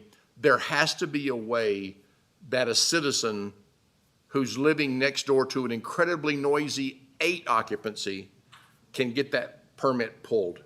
And so that's the only thing I can think of is noise monitors. But if anybody else had a solution, I'm with you. I don't know if they're the answer. I wish they were. I think the county commission thought they were. And if they're not, we just need to go back to the drawing board and think about how does a 6 or 8 or 10 person VHR permit, how do we know that people have quality of life? And that's the bottom line, is the quality of life. And Lauren, I haven't gotten to you, but I wanted to just say one quick thing is the task force, the VHR task force, which was a long time ago now, we spent a huge amount of time talking about noise monitors. You were there, and how it would be kind of the end all for noise. And I'm now realizing that's not the case. And you're right. So Lauren, you're up. Okay. First of all, I think we need to have clarity for the staff as to where we need to see monitors. And it's amazing to me how I'm hearing more about the driveways in some cases, which was not what we talked about. I agree that inside monitors are probably not. It seems to me like if that's the case, then it's going to be picked up on the out. Like say they have the windows all open, it's 4th of July, and the windows all open, it's going to get picked up by the outside monitor if it's that loud, I would think. So first of all, I'd like to get some clarity for the tier 3s because we do have a system where we have them, and I would say one outside at the deck or where there seems to be the most activity, and then one in the driveway. But I also understand Keith's comment, and the question is we have to find out. I think the task force felt that something needed to be done with these large groups.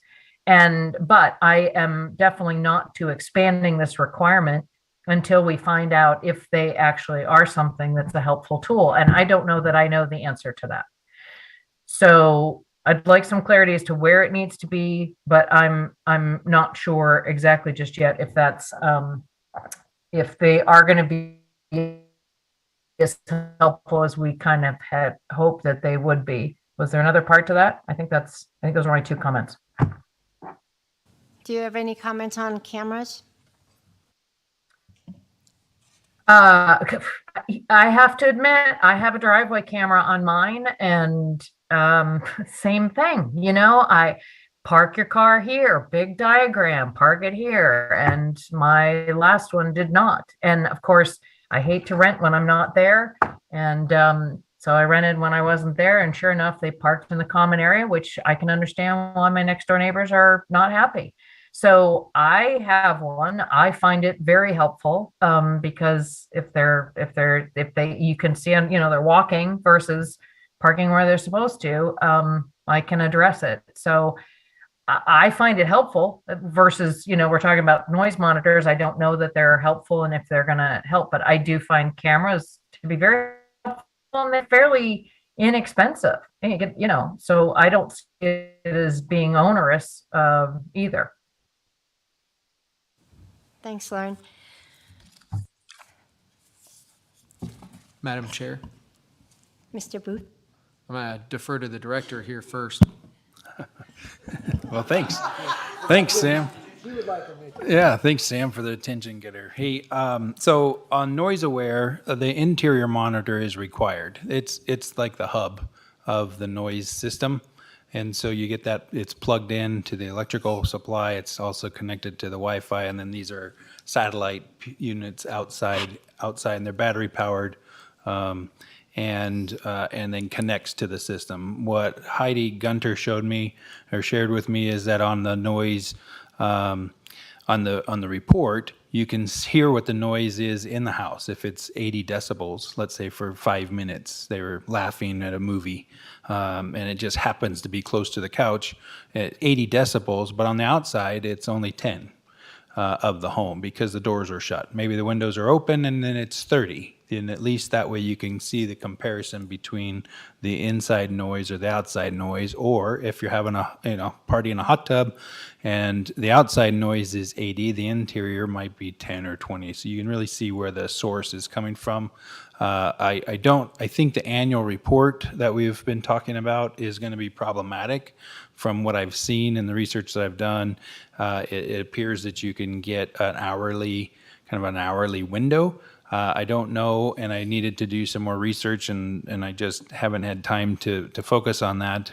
Or maybe I can assign it to staff to look at. But I wanted to see if they could get a week or a month report to get the number of times, and if that's acceptable to you guys, then that would be fine. I think seeing the line chart would be great, but for a whole year, it's going to be quite the scroll, and I don't know that we're gonna be able to capture anything that way. So I think that's something that we can look into. There are also a lot of videos online on the installation and how those work for each system. So we had identified 3 different systems.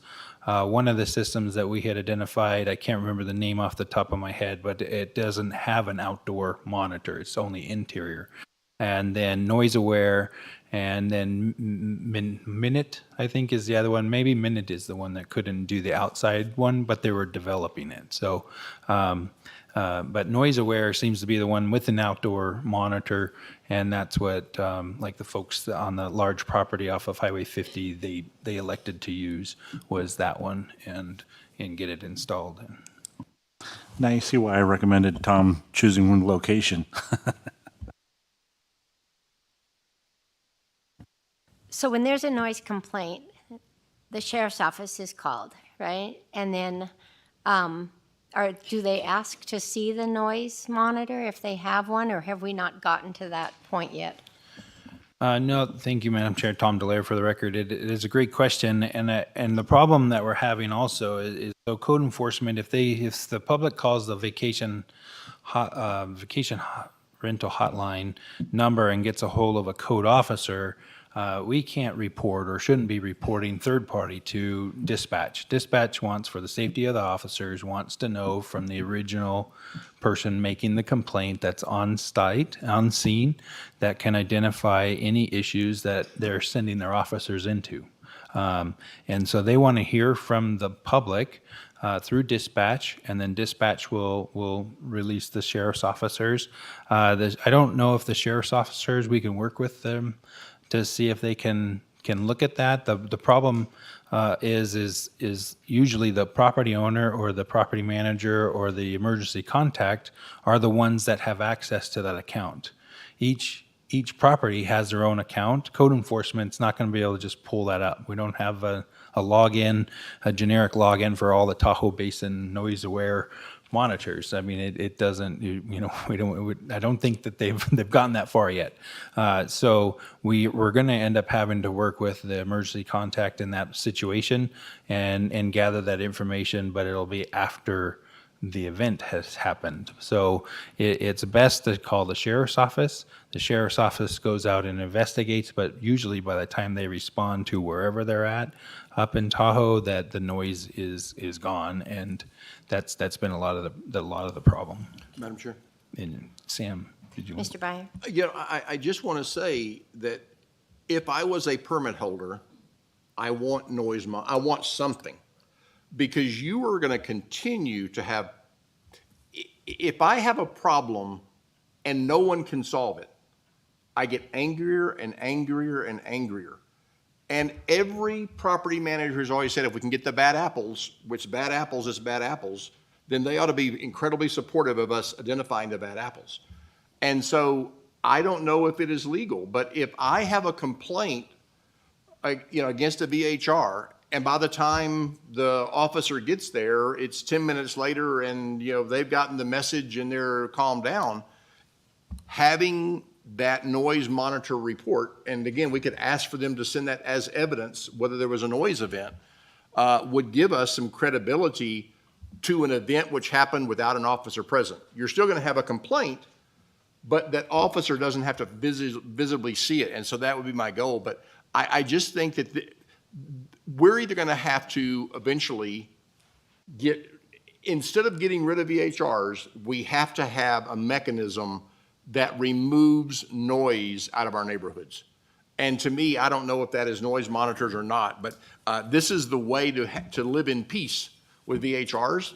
And if we can't have people make a noisy neighbor stop, then we're eventually going to have to get tighter and tighter and tighter and tighter. So I think it's in everyone's best interest to find some way. Thank you, Keith. Did you, Mr. Booth? Thank you, Madam Chair. Sam Booth, Community Development. A couple of points I wanted to make. Mr.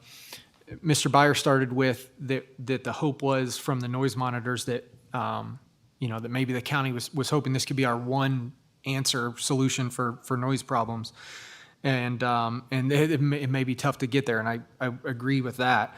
As I remember the conversation with the code and VHR's kind of evolving, one of the first things that we identified as a problem very early on was that we had so many remote owners from the Bay Area or wherever else around the country, right? And so, as you just said, I think we hoped that noise monitors would be a tool for the owners to take responsibility for themselves to know what's going on in their home. And it sounds kind of odd that you'd have to even say that, right? But there are many of them are property owners that don't live in the state of Nevada or quite far away, and were renting through third-party rental services, or as we've seen in many of the tier threes, just had a local maintenance guy who was kind of overlooking the property and things like that. So the hope was if you install a noise monitor, you're going to be able to be alerted on your cell phone, right, that something's going on in your house, and then you can look into it or call that maintenance guy to come. Now we know, okay, at least with tier threes, you got to have a property manager. So that property manager, as Mr. Sloan said, can be monitoring that stuff. So it's a tool for the owner to know what's going on and to be monitoring that, as you said, so they can be proactive. And for Douglas County, we think that it would be a tool for us on the investigative side for code enforcement. So when we do receive that complaint and we're following up, and maybe it's the sheriff's department's responding, they get to the house, there was a complaint about a party.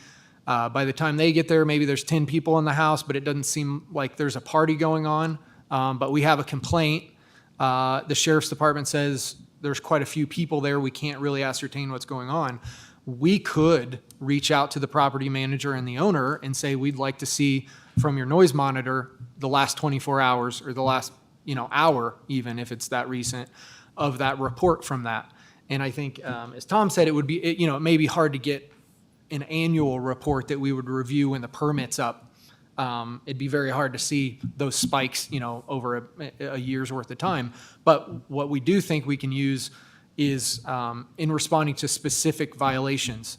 I think at some point, Sam Taylor will correct me if I'm wrong here, if we have a violation on a property and we know 3 violations is going to remove your permit from the home, again, number one, that's another avenue to push the homeowners, the property owners, and the property managers to be proactive so that they don't get those violations. If we have a violation, or a complaint, sheriff's department shows up, says there's a violation, or we look at the noise monitors and say there's a violation, something like that, we're going to issue a violation notice and potentially a fine associated with that. That's your first violation. The property owner would then have the ability to appeal that. And they may say, we've got data from our noise monitor, we have cameras in the driveway that show that, heck, there was only 2 cars there, and you can see on the front porch there weren't the people standing there, that the neighbors are attesting. We just haven't gotten the chance to get to that point yet. We haven't, quite honestly, I don't think we've issued many violations that we've confirmed since the code's been updated, and we've all talked about we're waiting on the code to be in a final place for us to be able to really get into this. Rich, our code enforcement supervisor's hanging out back here. He and his team, each Monday, Tom and I have a team meeting with our group, and Rich has meetings throughout the week with his group. They're anxious to get out and do that enforcement.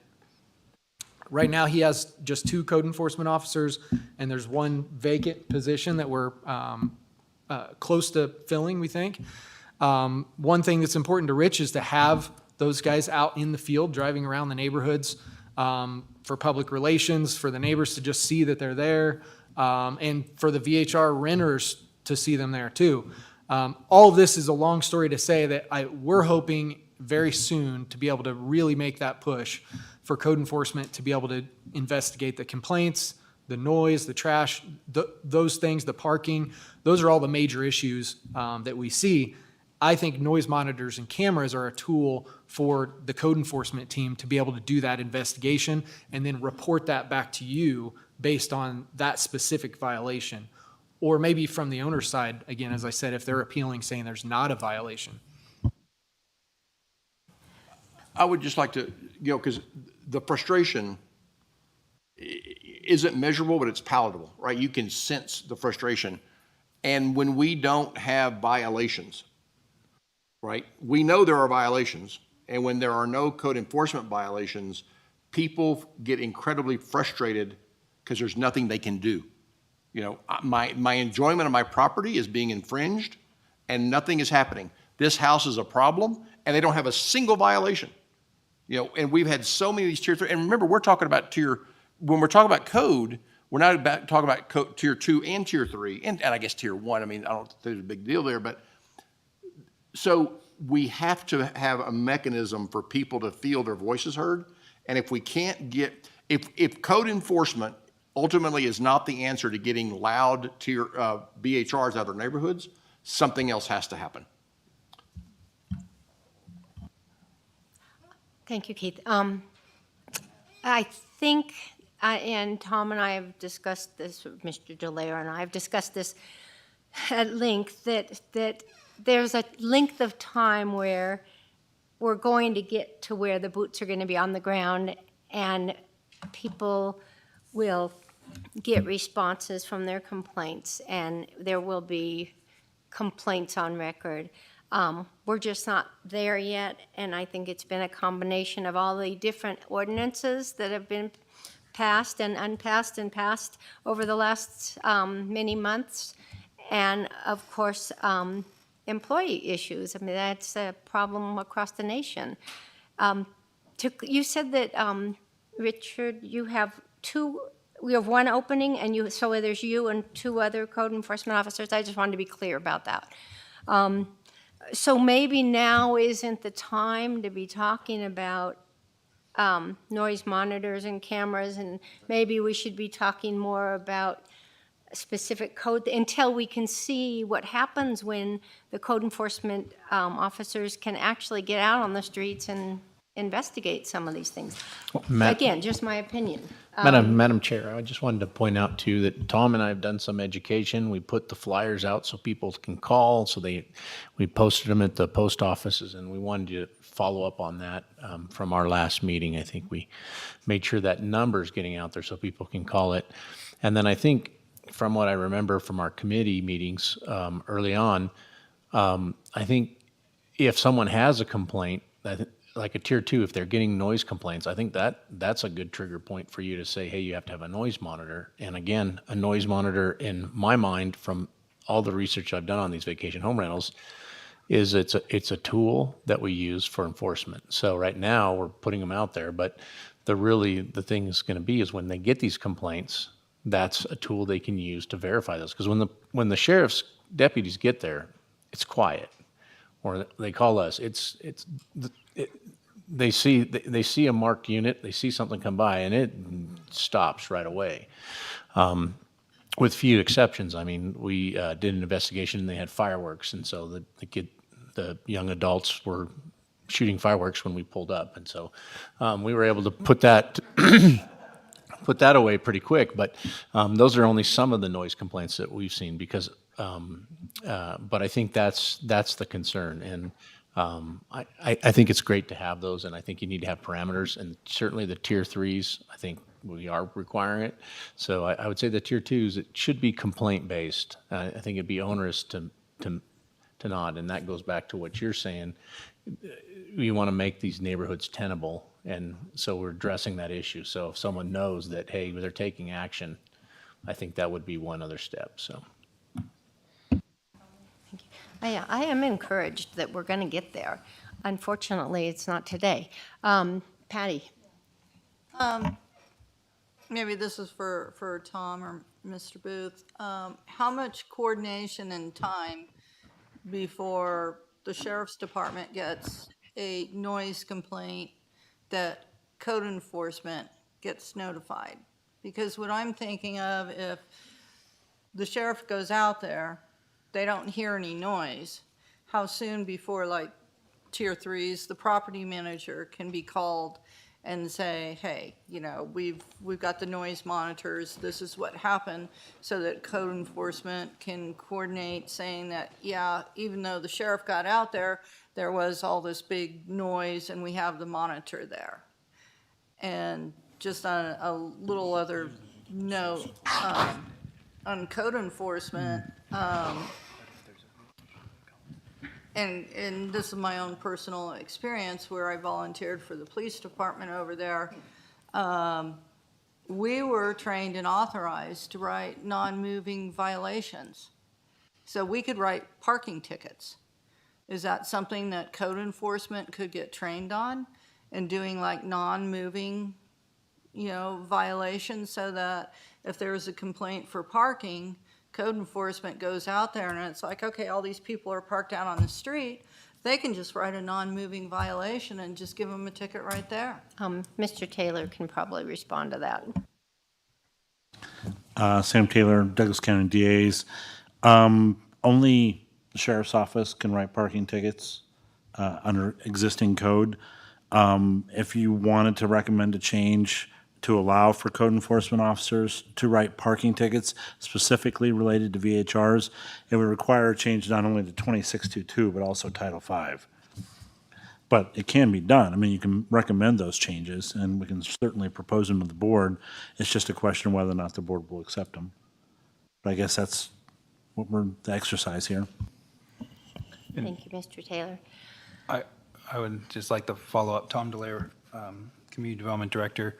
So also Patty on that, we can write a $500 ticket. It's the problem is it's there's no way to enforce that. If they go home tomorrow and they have a ticket, then there's no way to collect that money. They may pay it, they may not, because we're not the sheriff's office.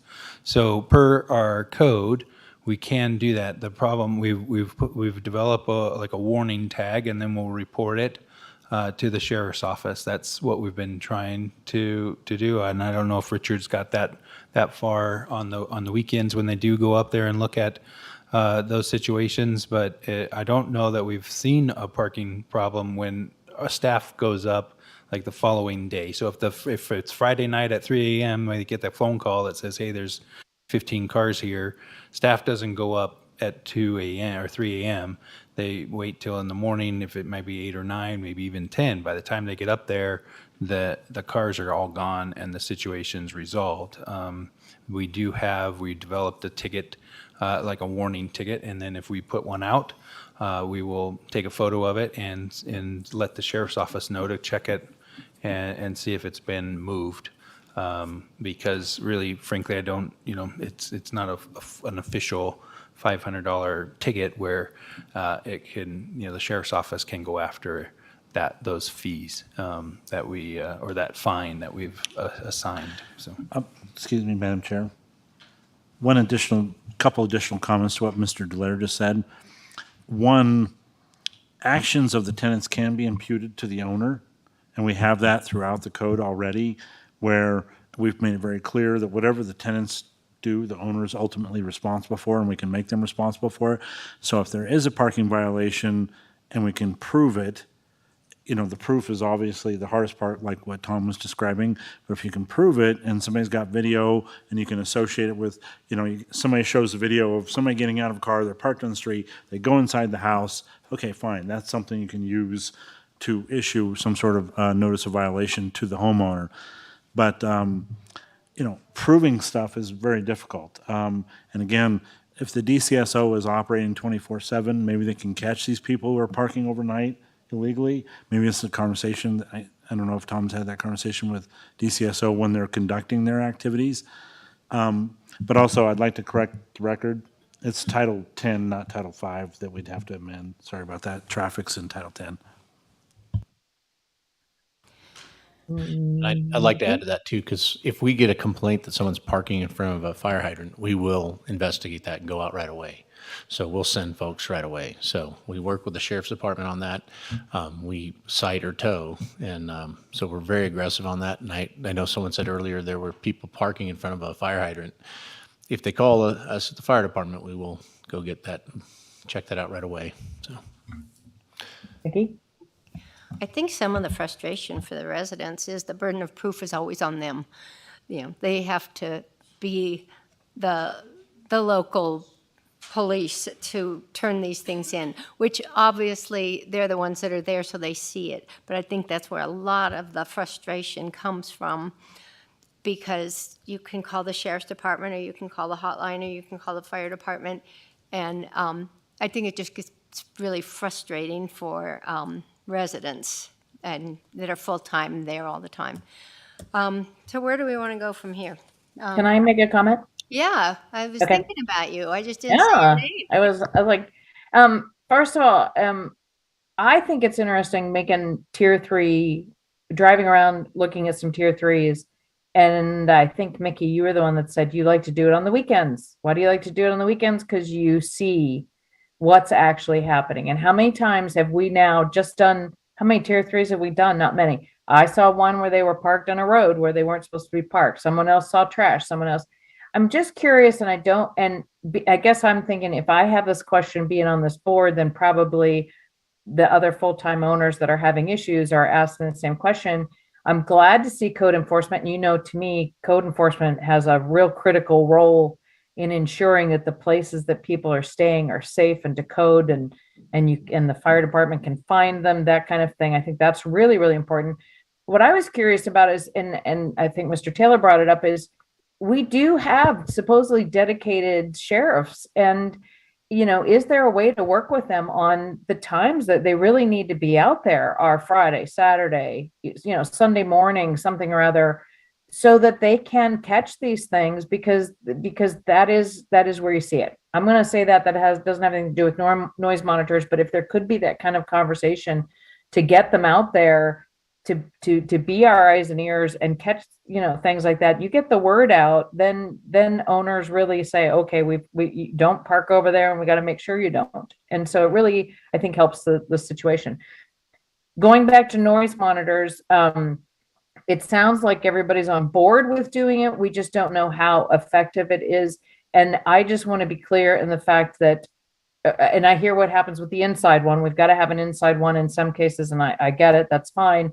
But does this board want to make the thing where you have one outside at where the major activity is and another one in the driveway, or are we okay just with the fact that it needs to be in the place where the major activity is, i.e., a hot tub or a back deck or whatever? But I'd like to get clarity for that so that going forward, they have the information they need to explain to the people applying for tier 3.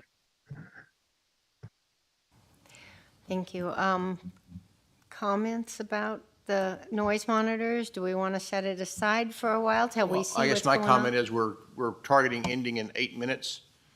The good news is insurance, I think we can take off the table. My comment, they've already made to the code. So I think number 2, insurance, can actually come off the list because the code revision included that. So good thing is we're done with number 2.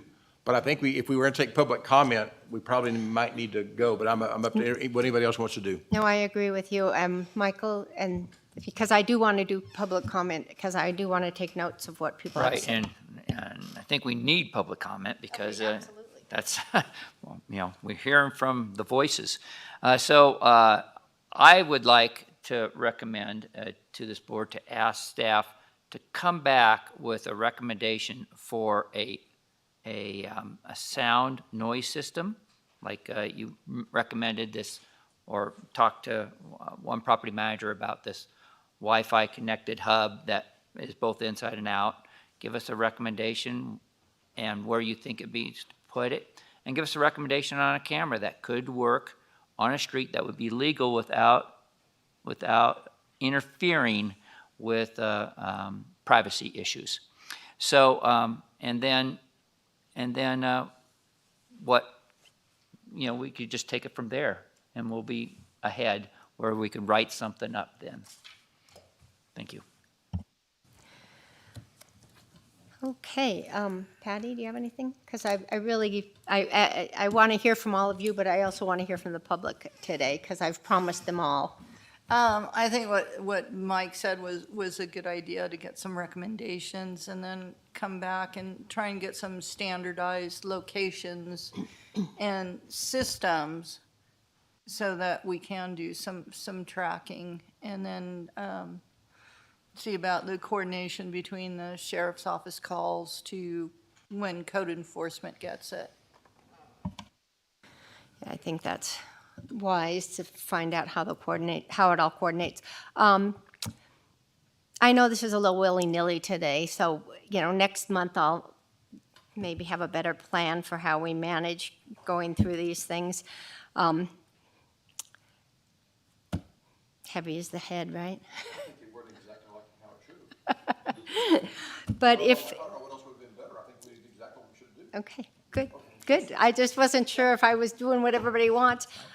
So right now then, I would like to call for public comment, and we all will get our pencils out.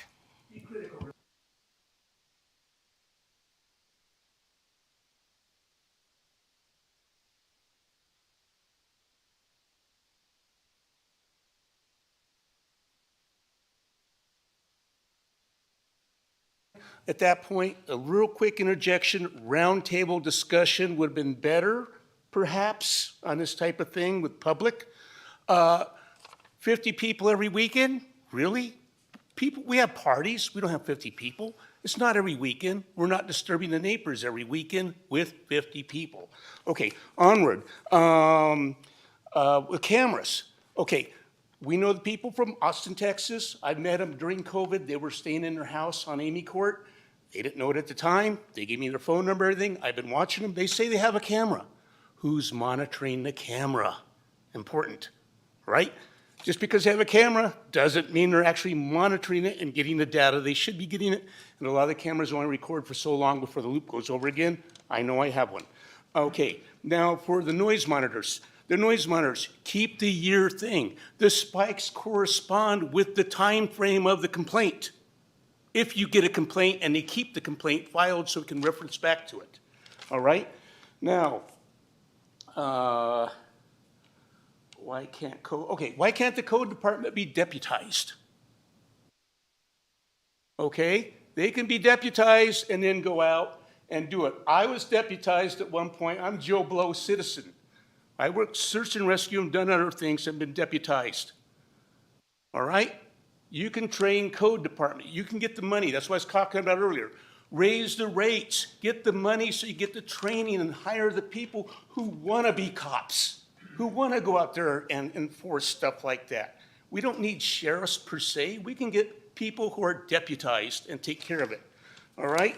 And so, yeah, raise the rates on everything. Get some money. Get these people. Get the code enforcement knocking on doors so we go, hello, come and sit on my deck. Listen. Or just check out the scene, why it's so noisy, okay? All this stuff. You know, and that's what you need right now. You need public input, and you need it. You know, raise a hand, interject, thank you, 50 people every weekend does not cut it, right? I would have been done. But I got the big no from the corner over there. All right, that's the way you need to do public input on something like this on a round table. Thank you. Thank you. Good ideas. Linda? I suppose this is going to take up my other 3 minutes that I could have had to finish what I was trying to really say that I needed 6 minutes for, because I need to respond to this. As far as the 50 people goes, we have a place on 650 Tina Court that is VHR. That VHR has a business in it called a wedding and event planning business. They collect money for that, they rent out equipment for that, and on their website they say, come, you can have 50 people at this place. The DJ starts at 8 in the morning and goes till 10 at night. And guess what? I don't see anywhere at all in your VHR codes that it is allowed to have a business. It is for lodging only. This business is not allowed. These guys, for an entire year after they had a permit, they didn't take a permit and ran for an entire year making money. Code violation found out about it because they saw their wedding site advertisement. So for a whole year, they collected money. They probably didn't pay any taxes. They broke this code knowing it existed. And guess what?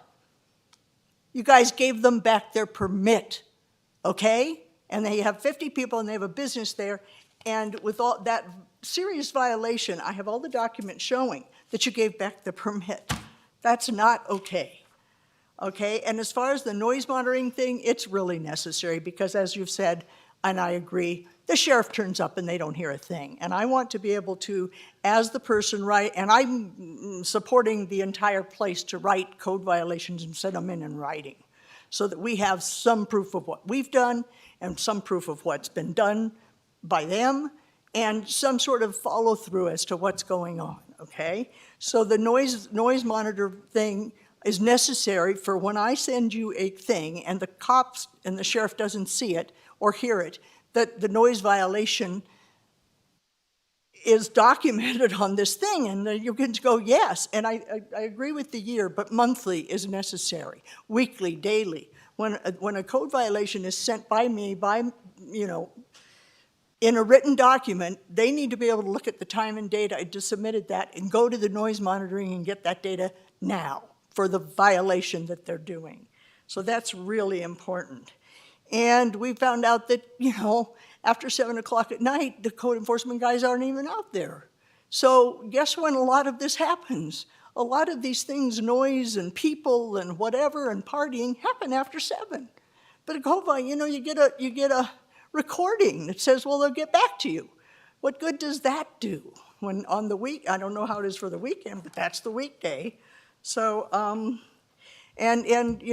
I submitted, as you'll see in the documents, time, date, photo stamped things showing 14 people in an 8-person house. I photographed the cars, I time, date stamped those, and so you have proof of 3 major violations. They violated the number of people, they violated the parking on the street, and they violated the ability for emergency vehicles to get in. So I'm going to continue to document it and send it in, and I expect some results, and I'm going to get everybody I can possibly talk to do the same. Thank you. The occupancy starts at, I believe, 9 o'clock at night. During the day, there aren't occupancy limits. It's the overnight guests is where that occupancy number comes from, just so it's clear. Okay, Yeah. I showed that the people there at 7-something at night, that those cars were Yeah. there at that time, that Yeah. the cars were there at midnight, the cars were there in the Yeah. morning. No, I'm not disputing you. I just wanted to make sure you knew that, okay, that's all. Thanks. Ellie? Hi, Madam- thank you. Ellie Waller, bigger picture is lumping some of the things together, like the density issue and how we address that. And that can be addressed through this area plan update that I'm not sure when staff's going to have to address the South Shore area plan. I know they have deadlines. A lot of this could be taken under that process, like the neighborhood surveys, just to take it away from this unit. Some of our rules may change based on how those neighborhoods are rated. It is going to be a multi-year process. I think our PIO might need to put a new notice out to the next door groups and the newspaper saying this is a multi-year process. We know people are angry. We know the process is going to take a while. So Melissa does a fine job doing that. My suggestions would be that the density issues will help resolve some of the noise, some of the trash, all those things in neighborhoods. So we need to prioritize what will take care of some of these other issues. Another grouping would be the bedroom definition, the studio, multi-living areas, single-family, multifamily, accessory dwelling unit issues. All that could be lumped together. So maybe we're looking at one item at the end of each meeting. These are just recommendations.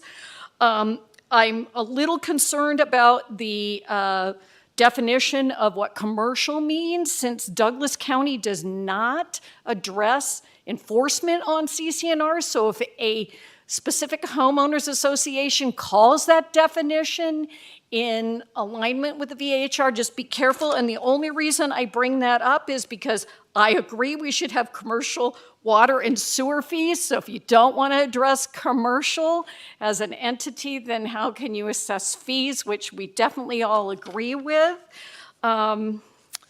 I would throw out, of course, eventually we're going to look at a maximum. Tier 3 may have been a mistake, and we have a Tier 1 and a Tier 2. Again, this is a long, arduous process. I appreciate your participation as well as the public that comes here, what Sam has to try to interpret, what staff has to try to interpret. We get all these curves thrown at us with accessory dwelling units or the second unit on the mansion. These are things that'll work themselves out, but they do need to be addressed, and I hope the public, anybody that listens, needs to understand that. Gosh, there's lots in here. It's okay. I'm going to take my time and just thank everybody for your yeoman's job at trying to get through this. We will get staffing in place. We will get through this, and thank you. Thank you, Ellie. Is there any public comment online? Thank you, Madam Chair. Ann Rena for the record. Yes, we do have one. Ms. Gunter, if you can hear me, please state your name in full and your 3 minutes will begin. Hi, everyone. Heidi Gunter here. My husband and I are local residents. We also own world-class property management. For the past 13 years, we've managed anywhere from 40 to 60 properties, and we find that the noise monitoring system is extremely useful. We use it in almost all of our properties, even our small houses. And I would be glad to contact Noise Aware and have them do a presentation to everybody so you can see exactly how the system works. It's fully automated. They alert the renter and the manager if there's a noise alert. So this gives the manager the opportunity to take care of the situation before a neighbor even has to call anybody to complain. You can customize the noise levels, the noise alerts, the decibel levels, everything can be customized, runs off the internet, and you can put as many as you want in the house. So you can have one in every room inside the house if you'd like. You can have as many as you want outside. They just need to be close enough to the inside ones because they are run off of Wi-Fi. I love this system. It's amazing. I researched some other ones, and I do think Noise Aware is the best system to be using. And I will touch on trash. We've been dealing with trash for 13 years with a lot of houses. And I would like to quote a park ranger who once said, "There is a considerable overlap between the smartest bear and the dumbest tourist." And I find this very true. Most tourists don't know how to open a bear box. They overstuff it. They take the trash cans out, and then they put the bagged trash in. And South Tahoe Refuge does not like that. Our policy is the renters use the bear box and the overflow trash in the garage. And then my staff and my cleaners have to double check the bear box to make sure it has not been overstuffed, or South Tahoe Refuge will fine us and they won't take the trash. I don't think the trash is an easy solution. It does come down to proper management and training your cleaning staff to help take care of the trash situation. I think a workshop outside of these normal meetings would probably be helpful. These meetings do take up a lot of time. I assume you have a lot of tier 3 permits to get to, and short time frame to do that. So I look forward to there being a workshop. I look forward to giving my helpful input, being in this industry for so long. That's it. Thank you. Thank you, Heidi. Ms. Reno, any more? Thank you, Madam Chair. No, there's no further public comment. Okay. So if there's no more public comment on item number 5, I'll go to my notes, then I believe we call for, well, I'd just like to thank the chairwoman for doing a fantastic job. It is not easy trying to herd cats like you do. These things are very complex issues, and, you know, I got a sense that, I'll try to do better, and I don't think you need to. I think you're doing a fantastic job, and we all are appreciative that we're not the chairperson. So thank you very much for all your hard work. thank you.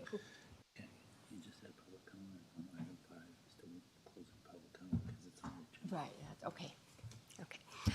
Okay, so item number 5 is over, and now we will take, and thank you, Tom, everybody. Our learning curve. Now we're going to do closing public comment. So if you have 3 minutes worth, then now's a good time to come up.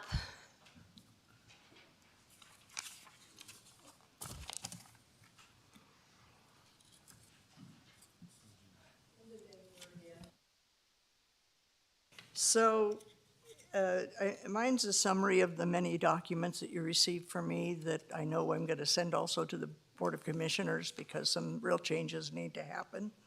But I kind of would like it on the record here. I spoke already about 650 Tina Court. How can there be a business in a VHR? There's no place in the code that allows that. If they're a private residence, they can have a business in it.